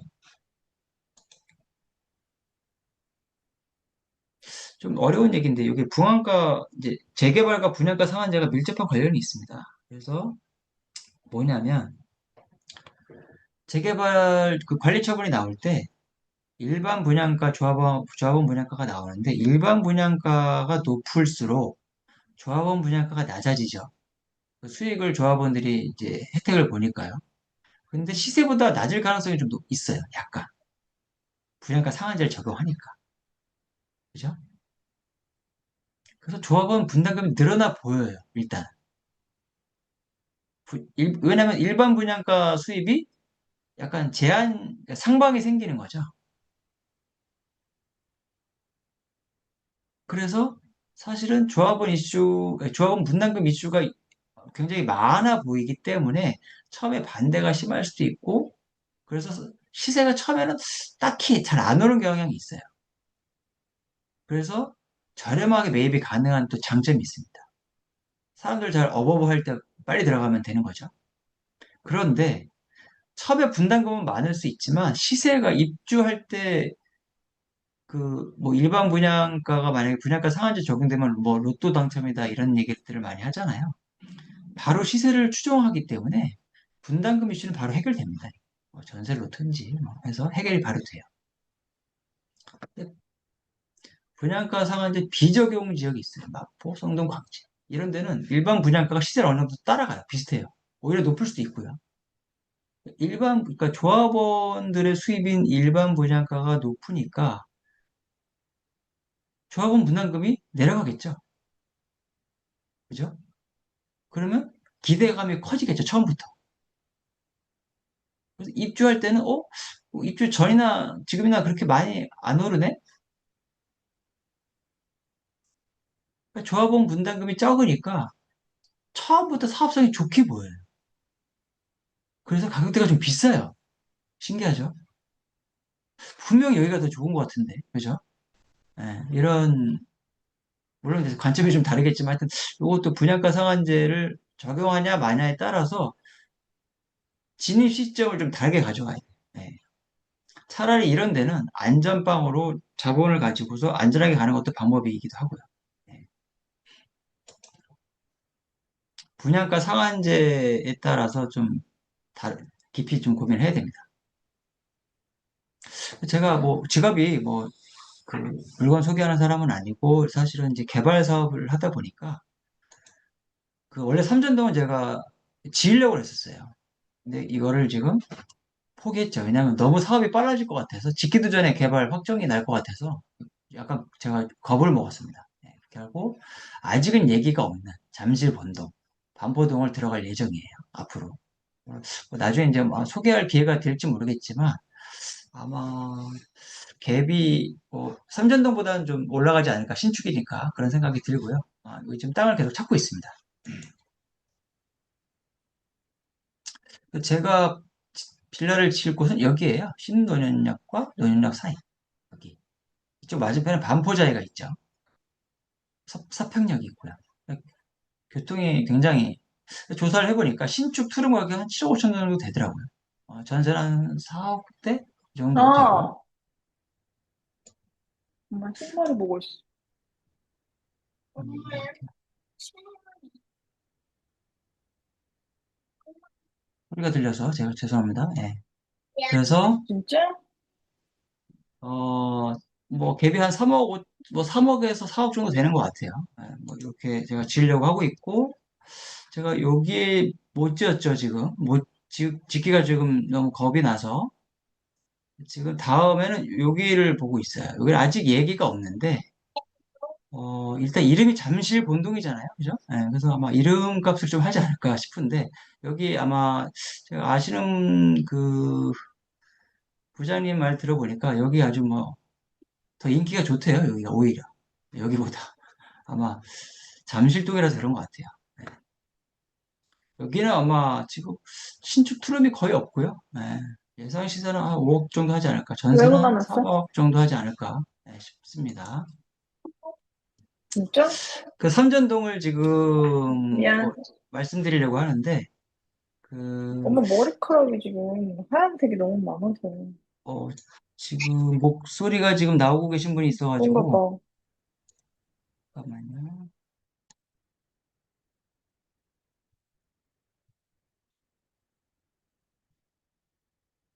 그래서 지금 삼전동에 신축 빌라는 아까 말씀드렸지 5억 3천 4천 하는 데가 있어요. 네이버에 나와 있고요. 20년대 구축 빌라가 최근 거래가가 한 4억 5천, 4억 중반대입니다. 근데 매물이 없어요. 거의 없고 구축 빌라는 좀 있어요. 뭐 3억 9천짜리도 있고. 근데 매물이 있지만 상태가 안 좋아요. 그래서 제가 제가 이걸 만약에 뭐 10세대 이상을 샀다라고 해도 사실 분양권 두 개밖에 안 나옵니다. 조정 지역 같은 경우에는. 개수가 많다고 해서 많이 주는 게 아니에요. 그 대지 지분을 다 합쳐버립니다.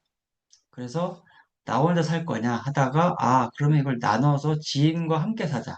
근데 사실 지인도 뭐 모으기가 한계가 있으니 일반에게 오픈해서 같이 한번 사보자라는 아이디어를 낸 거고 여러분들께 이제 소개하는 거고요.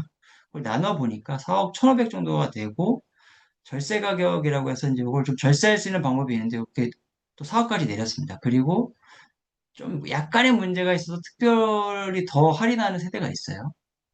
요것들은 더 이제 가격을 내려서 다운시켰어요. 그래서 아마 뭐 매도인이 양도세를 많이 내니까 그걸 약간 도와주는 컨셉으로 해서 하면 요 가격으로 이 아래 가격으로 살 수 있어서 여러분들께 이제 제안을 소개를 해드리는 거고요. 소개를 해드립니다. 그래서 지금 뭐 제 지인들 위주로 먼저 나갔고 그리고 남은 호수가 지금 7개가 있어요. 7개가 있어요. 그래서 모르겠습니다. 이 중에 또 이제 한두 분 뭐 포기할 수도 있는데 살펴보면 하나씩 보겠습니다. 202호 같은 경우에는 보증금이 2억 5,500이고요. 투룸이죠. 임차료 19만 원, 관리비 10만 원. 매매가는 4억이고요. 여기서 보증금 빼면 실투 금액이 나오겠죠. 예, 주택임대 사업자 등록 이게 이어받으셔야 됩니다. 203호 원룸인데 보증금은 대지평수 3.4평, 여기 5.8평이고요. 보증금은 1억 3천, 매매가 2억 5천, 실투 금액 1억 2천입니다. 갭 투자 금액이요. 쭉 내려오시다 보면 투룸 원룸, 투룸 원룸 이렇게 남아 있고요. 요건 이제 갭이 좀 작네요. 이 전세 금액이 보증금이 좀 높아요. 1억 140이에요. 402호, 404호, 502호인데 여기를 아마 방을 아마 비워서 새로 세입자를 구해야 되는 걸로 알고 있는데 보시면 5,500 보증금 이렇게 해서 월세 수익을 가져가실 수 있는 구조예요. 직접 사셔도 돼요. 거주해도 하셔도 되고요. 502호는 작은 3룸입니다. 이건 투룸이고요. 근데 요건 약간의 조금 뭐 개별적으로 이제 말씀을 드리겠지만 약간의 좀 허들이 있어서 3억 6천, 3억 7천, 3억 8천. 사실은 좀 가격이 시세에 비해서 굉장히 좀 저렴한 편이고요. 그래서 아마 요거 어떤 분은 이제 이거를 그 아이고 그 두 개를 원룸과 투룸을 두 개를 매입을 해서 중간에 원룸을 팔아서 조합원 분담금을 해결하겠다 이런 분도 계시고요. 그리고 지금 보통 이제 어제도 제가 우연히 만나신 분인데 이 얘기를 하니까 하시겠다라고 이제 하셨는데 그래서 이제 그분은 301호를 가져가셨는데 그분은 이제 자녀 이름으로 소득 증빙이 되고 세대 분리가 된 자녀 이름으로 이제 하시겠다라고 하셨어요. 네, 그런 분도 계시고요. 그래서 아마 지금 남은 게 남아 있으니까 요거를 아마 뭐 저한테 문자로 주시고 제가 전화 통화를 해서 좀 충분히 고민해 보시고 저한테 전화를 주시면 제가 절차나 이런 것들을 자세히 알려드리겠습니다. 근데 간혹 가다가 뭐 지분이 중요해서 지분을 많이 요구하시는 분들이 계세요. 근데 사실 지분이 많을 수가 없는 게 옛날 집들은 지분이 많을 수는 있어요. 임대 수익을 뭐 보통 한정된 땅에 임대주택이 숫자가 많아야 월세를 많이 받으니까 그런 경우도 있는데 사실은 지금 뭐 재개발 지역에 입성하는 게 중요한 거지 사실은 뭐 대지집은 그건 이제 예전 버전 얘기고요. 지금 어떻게든 이 구역에 만약에 목표로 삼았다면 들어가는 게 중요한 것이지 뭐 지분을 뭐 이건 4평짜리고 5평짜리고 해서 마음에 안 든다. 이런 분위기는 아니라고 좀 보여져요. 그러니까 비유를 하자면 서울대를 들어가야지 들어가는 게 중요한데 괜히 서울대 그 통학 거리랑 서울대 무슨 장학금이 적다라든지 뭐 이런 얘기를 하고 있는 거죠. 어떻게 보면 굳이 비유를 하자면요.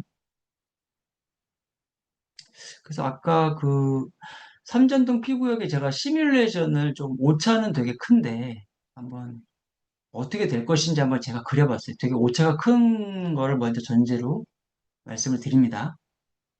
4억짜리 빌라를 샀어요. 대지가 5.7평, 5.8평이에요. 자, 근데 아마 이 금액을 작게 평가해주면 주민들이 반대를 많이 하겠죠. 그리고 반대하는 사람도 난 그렇게 돈 적게 받고 못 나가라고 할 거예요. 그래서 이 도심복합개발법은 평가를 잘 해주는 방식으로 좀 세팅이 되어 있어요. 시세 감정을 해줘요. 개발 이익을 고려해서 반영을 일부 해줍니다. 그래서 제가 추정을 해봤어요. 건물은 5천만 원, 땅은 평당 한 1억 가까이 될 것이다. 5천의 감정평가를 받은 거죠. 이거 종전자산평가 금액이라고 해요. 4억 주고 사는데 5억 5천이니까 기분 좋죠, 일단. 사업을 할 때 보면 제가 조합원 수는 요건 잘 모르겠어요. 그래서 추정을 해봤어요, 대략. 1200세대 정도 된다. 일반 분양이 900세대 되고 기부 체납이 900세대다. 아까 60%라고 했으니까 이게 좀 조율이 될 수도 있고 이게 늘어날 수도 있고 줄어들 수도 있어요. 요걸 기준으로 계산해봤어요. 일반 분양가는 35억이다. 분양가 상한제에 걸려 있으니까 요걸로 제가 세팅을 해봤어요. 해서 보니까 편차가 많은 걸 전제를 하는 거라 참고만 하세요. 아파트 일반 분양 수입이 3조 1,500억입니다. 이걸로요. 건축비용은 제가 많이 잡았어요. 건축비가 많이 들어가서. 9천억으로 잡았습니다. 그래서 여기 3조 1,500억에서 9천억을 빼서 조합원 수로 나누니까 1인당 수입이 18억 정도가 돼요. 아시겠죠? 약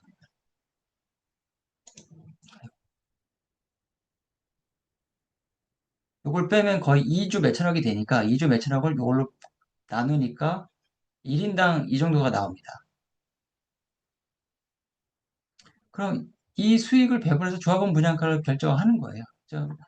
공식이 매우 복잡해서 제가 단순화시켰어요. 5억 5천은 내 재산. 이건 나의 수익. 이게 내 권리 가액이에요. 그럼 아까 일반 분양가가 35억이라고 가정을 했을 때, 물론 40억이 될 수도 있어요. 35억이라고 했을 때, 그럼 조합원 분양가는 더 낮겠죠? 약간. 근데 27억인 경우라고 한다면, 27억에서 내 권리가액을 빼주면 3억이 언더가 돼요. 조합원 분양금이. 만약에 조합원 분양가가 30억이면 30억에서 24억을 빼니까 약 6억이 조합원 분담금이 됩니다. 이해하셨나요? 일반 분양분의 수익을 하고 아파트 건축 비용이 9천원 이렇게 빼서 이렇게 나온 거예요. 이게 단순화시켜서 조금 이제 원래대로 하려면 공식이 굉장히 많이 들어가거든요. 그래서 단순화시켰습니다. 그래서 4, 5년 뒤에, 3, 4년 뒤에 이제 공사를 해서 입주를 할 때 45억의 거래가 되고 있다. 입주 직전에 분양권이 거의 준공이 막바지에 이르러서. 아이고, 이건 제가 잘못 썼네요. 그러면 조합원 분양가가 아까 27억 내지 30억이죠? 그러면 P가 15억, 18억이 되는 거예요. 조합원 분양가가 좀 이제 높게 설정을 했지만, 어떤, 왜냐면 일반 분양가보다 너무 차이 나면 좀 그러니까. 대략 이런 식으로 되지 않을까 싶어요.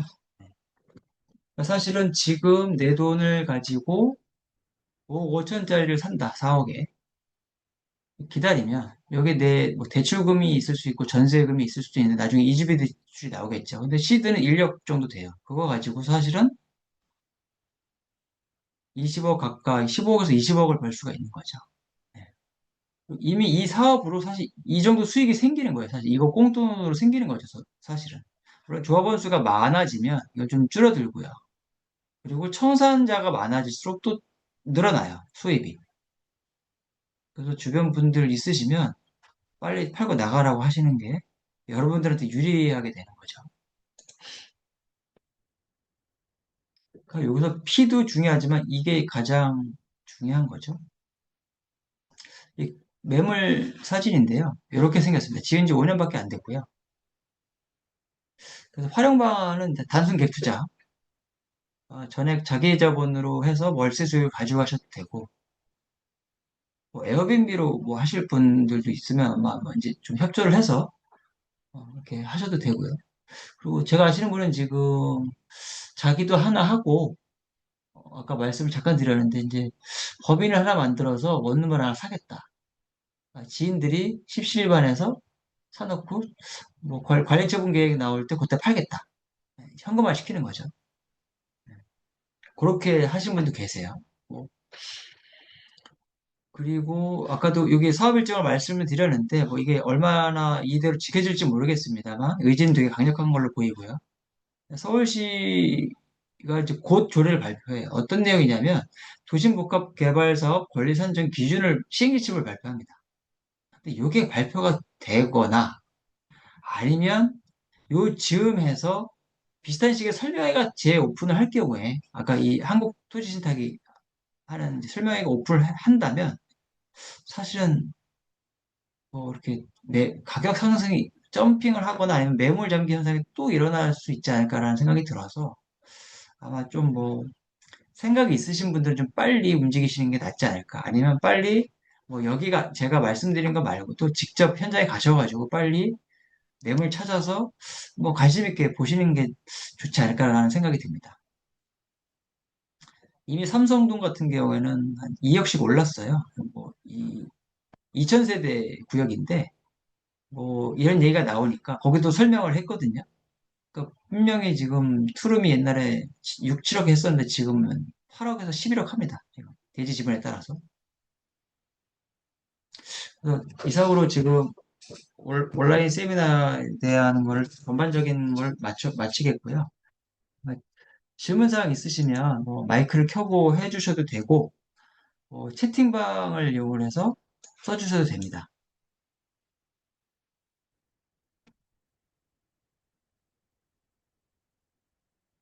질문 있으신 분들은 좀 말씀이나 채팅 부탁드려요. 네. 아,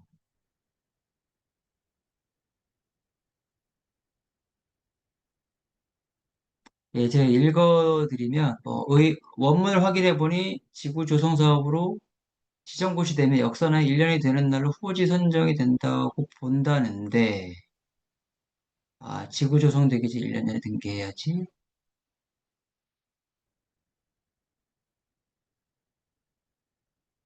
이게 정확하진 않은데 일단 요거 아마 권리 선정위를 소급하는 게 아닌가 이제 이런 건데요. 사실은 법적으로 문제가 큽니다. 그래서 그것들 지자체에 어느 정도 위임을 좀 해놨어요. 근데 구체적인 건 이제 나와봐야 알지만 권리 선정 기준이라는 게 사실은 대부분이 짓고 있는 이건 공공 복합 사업이 아니에요. 민간 복합 사업이에요. 그래서 짓고 있는 건축물에 대한 얘기입니다. 권리 선정 기준이. 그래서 지구지용이 돼도 이거는 충분히 거래가 가능한 거기 때문에 내가 그 전에 샀느냐, 후에 샀느냐는 큰 차이가 없어요. 네. 그래서 제 직업이 아까 말씀드렸지만 건축물을 개발하는 사람이기 때문에 제가 민감한 거예요. 권리 산정 기준에 대해서. 짓고 있는 와중에 권리 산정 기준이 생겨서 만약에 소급이 3개월 됐다. 3개월 정도 소급하진 않을 것 같은데 그럼 짓고 있는 와중에 옛날에는 허가만 나와도 권리를 인정해 줬어요. 근데 지금은 청산 대상입니다. 신축 그 건물들은요. 짓고 있는 것들은. 그렇게 좀 강화가 됐어요. 자, 두 번째는 소개 매물이 구축인가요? 구축이고요. 20년도에 준공이 된 거예요. 5년 된 물건입니다. 갭 투자할 때 사업자 끼고 사는 거 자세히 알려주세요. 사업자 끼고, 주택임대 사업자인 것 같은데요. 그러니까 이게 지금 사실 그 밑에 주임자 승계 몇 년을 해야 하는 건가요? 근데 사실 제가 이거는 승계를 안 해봤는데 해본 사람 얘기를 들었어요. 근데 말이 승계지 사실상 새롭게 10년짜리를 등록을 하는 거예요. 정확한 거는 근데 구청에 아직 확인을 못 해봤는데 제가 알기로는 그렇습니다. 예, 형식적으로는 승계한 것처럼 보이지만 사실상 내가 새롭게 등록을 하는 거라고 알고 있습니다. 어차피 개발될 동안에 임대 주면 되니까요. 예.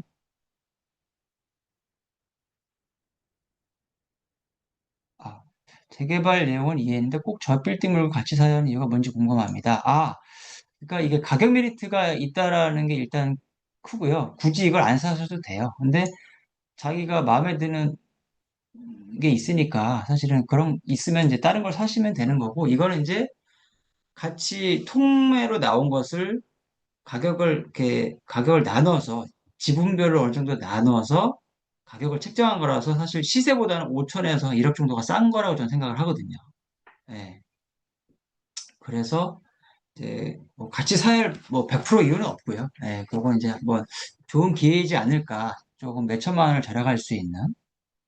그리고 조만간 또 가격이 올라갈 수 있으니 좀 이번 기회에 관심을 가지는 게 좋지 않을까라는 생각을 들고요. 부시고 재개발할 건데 신축 건물 사는 거면 감정평가를 높게 해준다고 해도 아깝다는 생각이 들어요.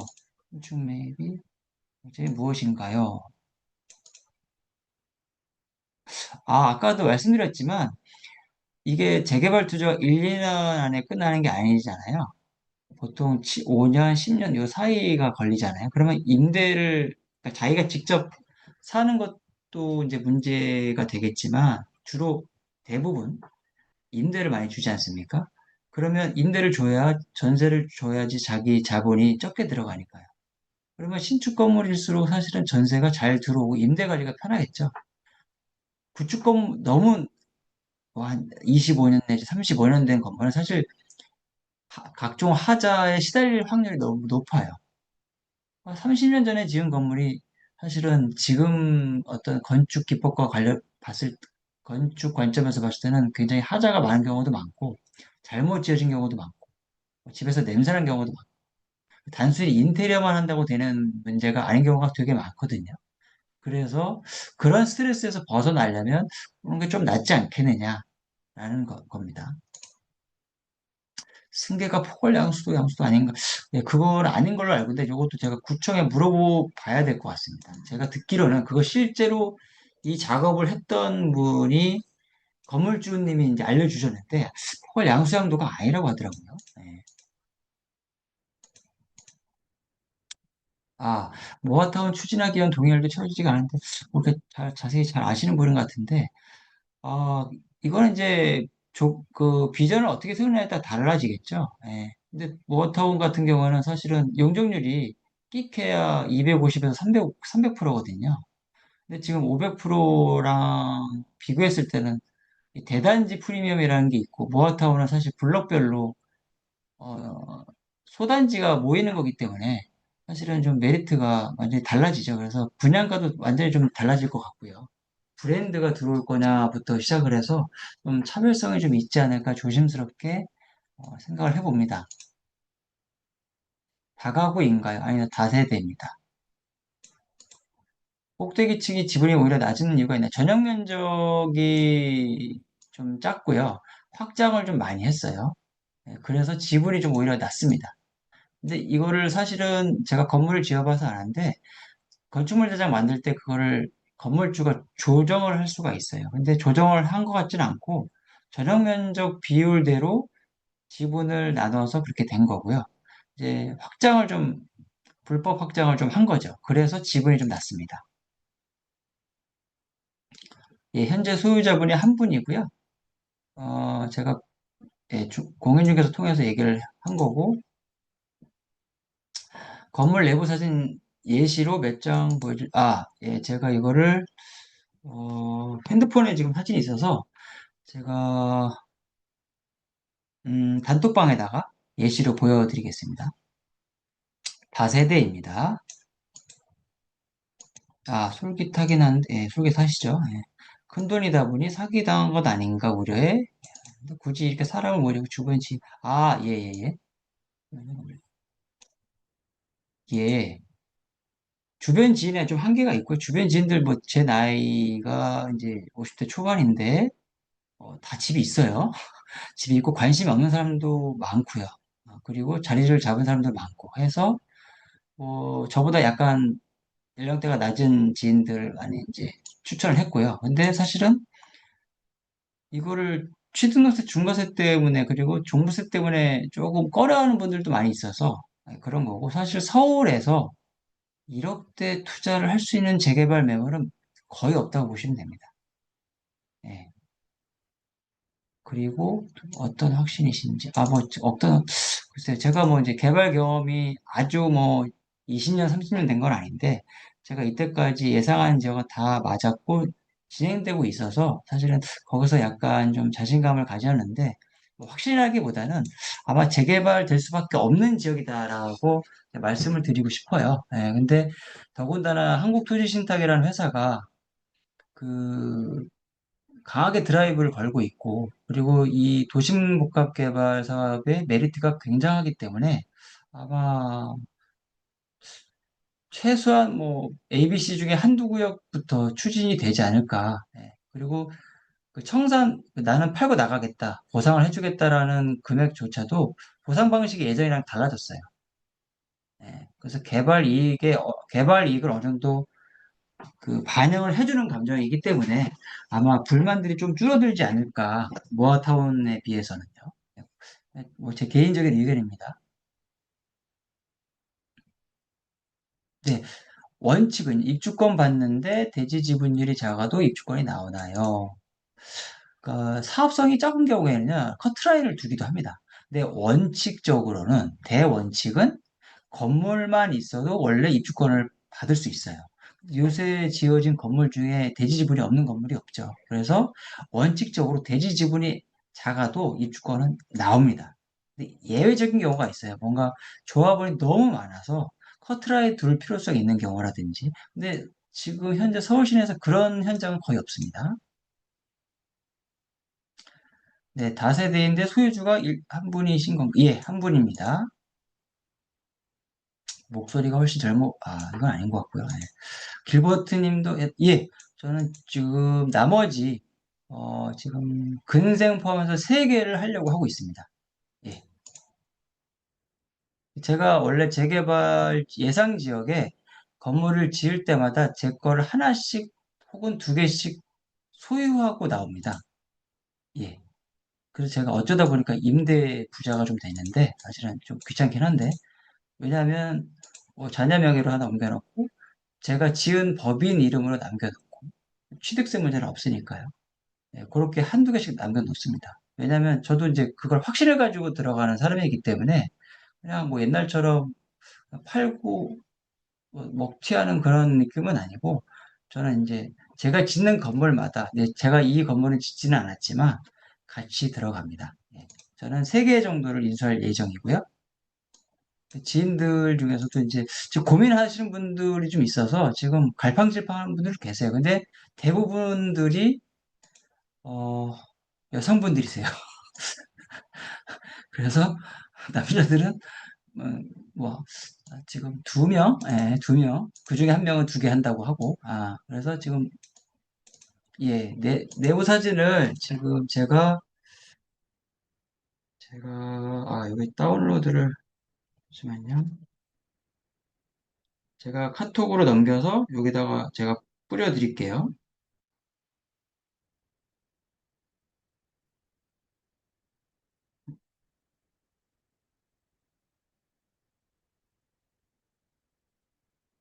아,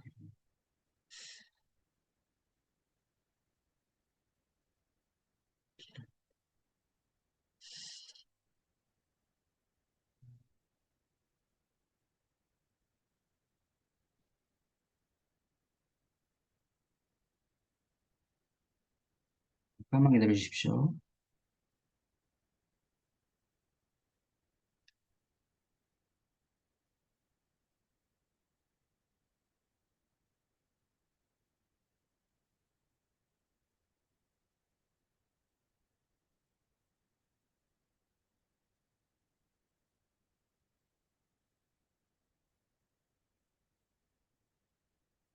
아마 1호 라인, 2호 라인, 3호 라인, 4호 라인 이렇게 보시는데 다는 없고요. 일부만 있습니다. 그래서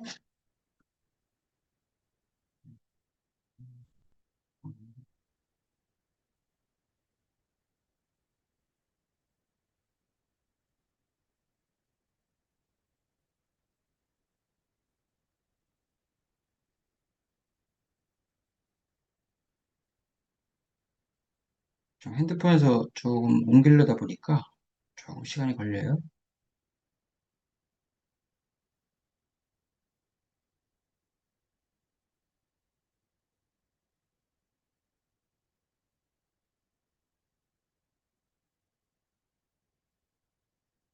아유, 참.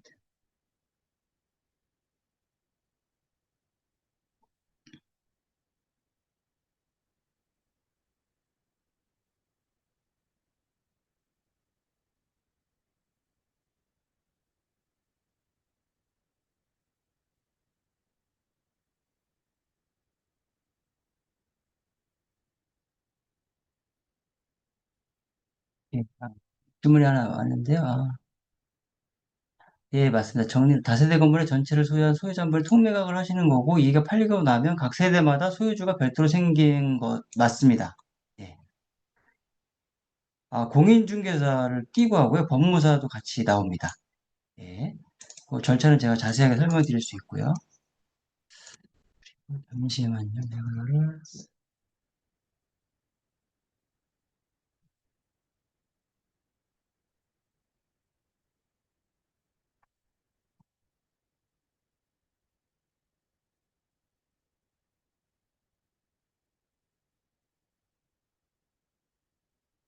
음, 화면이 보이시나요?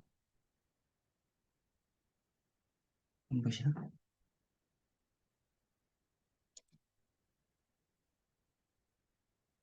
잠시만요. 저장을 해야 되는구나. 아,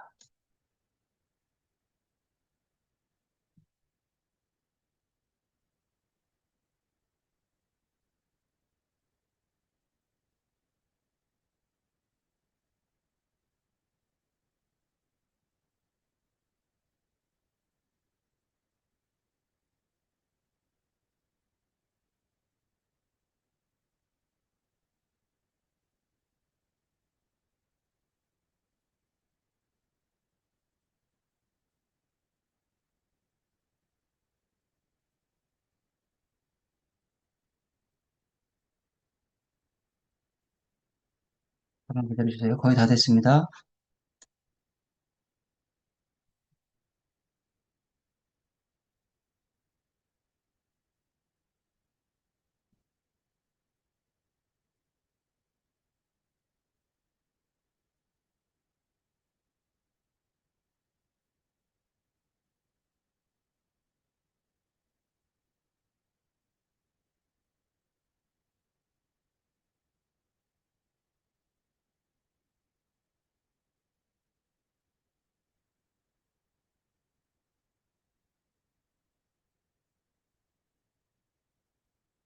제가 이걸 사진을, 음,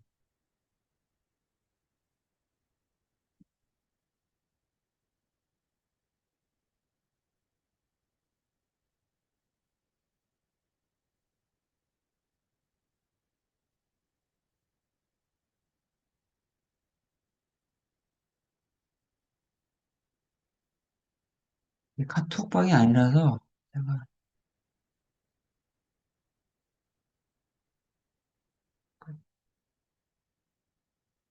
혹시 보이시나요, 지금?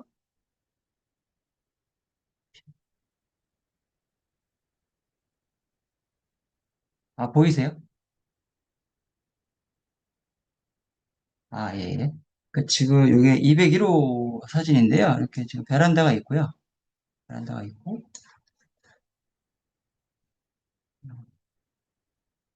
지금 하도 복사가 잘 돼가지고, 많이 돼가지고, 예. 화장실, 예. 이렇게 돼 있고요. 요거는 지금 몇 호냐면, 요건 304호입니다. 304호. 304호. 이렇게, 뭐, 지은 지 얼마 되지 않아서 짐들이 있는데, 예. 304호 투룸, 네. 이렇게 돼 있고,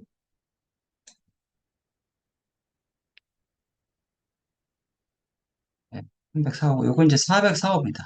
4호 라인. 비어있을 때 보시면 아주 넓진 않은데,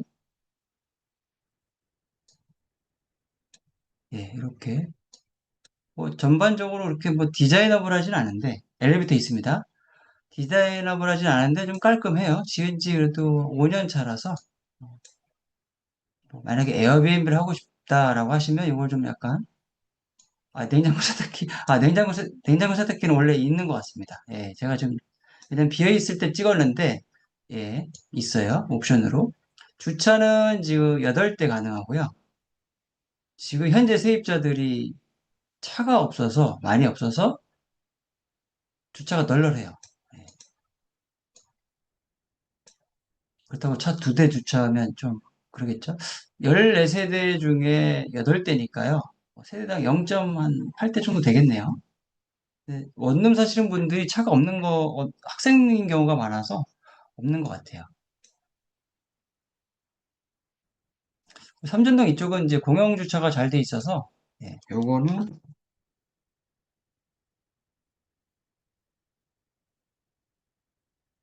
요거는 201호입니다. 201호. 201호. 7고주 몸테크, 좋죠. 예, 201호 투룸. 예, 예, 201호 봤습니다. 아까 1호 라인, 3호 라인, 4호 라인 보셨는데, 뭐, 전반적으로 좀 깔끔한 상태고요. 예. 좀 직장이 머신 분들 집이랑 이런 몬테크 괜찮을 것 같고요. 이게 식구가 많지 않는다면 투룸이니까 아마 2명 정도, 혼자 혹은 2명 정도가 사시는 것도 괜찮을 것 같아요. 그래서 아까 매물 보시면, 주임사는 실거주가 안 되고요. 주임사가 아닌 매물들이 있어요. 여기 아래쪽에 402호, 404호, 502호. 이런 것들은 그게 저기 안 되죠. 근데 편법은 있죠, 사실은. 이제 303호 저기 뭐 가족이나 이런 사람들 명의로 임대차 관계를 맺어서 하는 경우도 있을 수 있고요. 예, 그건 좀 약간의 편법이 있으니까 제가 말씀드릴 수 있을 것 같고, 그 아래 402호, 404호, 502호는 주임사가 아니어서 실거주를 거의 해야 되죠. 하거나 아니면 일반 임대차로 놔두시면 됩니다.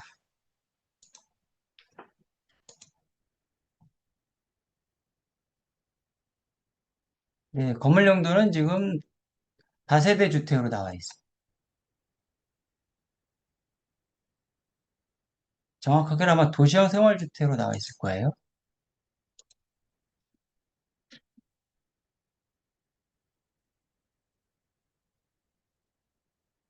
네, 뭐 또 궁금하신 사항들 있으신가요?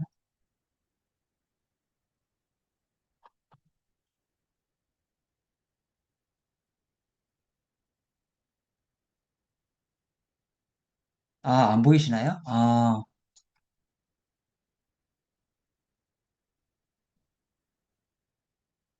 그 투룸 아래쪽에 있는 매물들이 3억대가 많습니다. 맞고요. 여기 위에 있는 매물은 4억이고요. 네.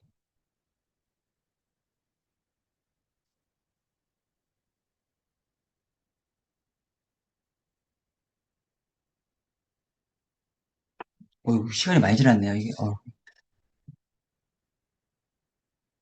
신축인데 명동 그치 서필보다 싸네. 명동은 뭐 아무래도 비싼 땅이고요. 아직 삼전동 같은 경우는 좀 주목을 못 받았던 곳이어서 지금 뭐 개과천선하는 그 과정이어서 그런 거고 아마 이게 주목을 받기 시작하면 위치가 워낙 좋기 때문에 어, 아마 좀 급격히 좀 가격이 올라가지 않을까 예상을 해봅니다.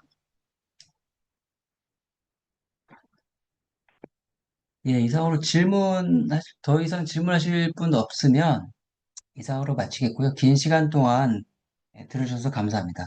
그리고 만약에 그 질문사항 있으시면 뭐 카톡방에다가 남겨주시면 제가 답변을 해드리고 전화번호도 남겨져 있으니까요.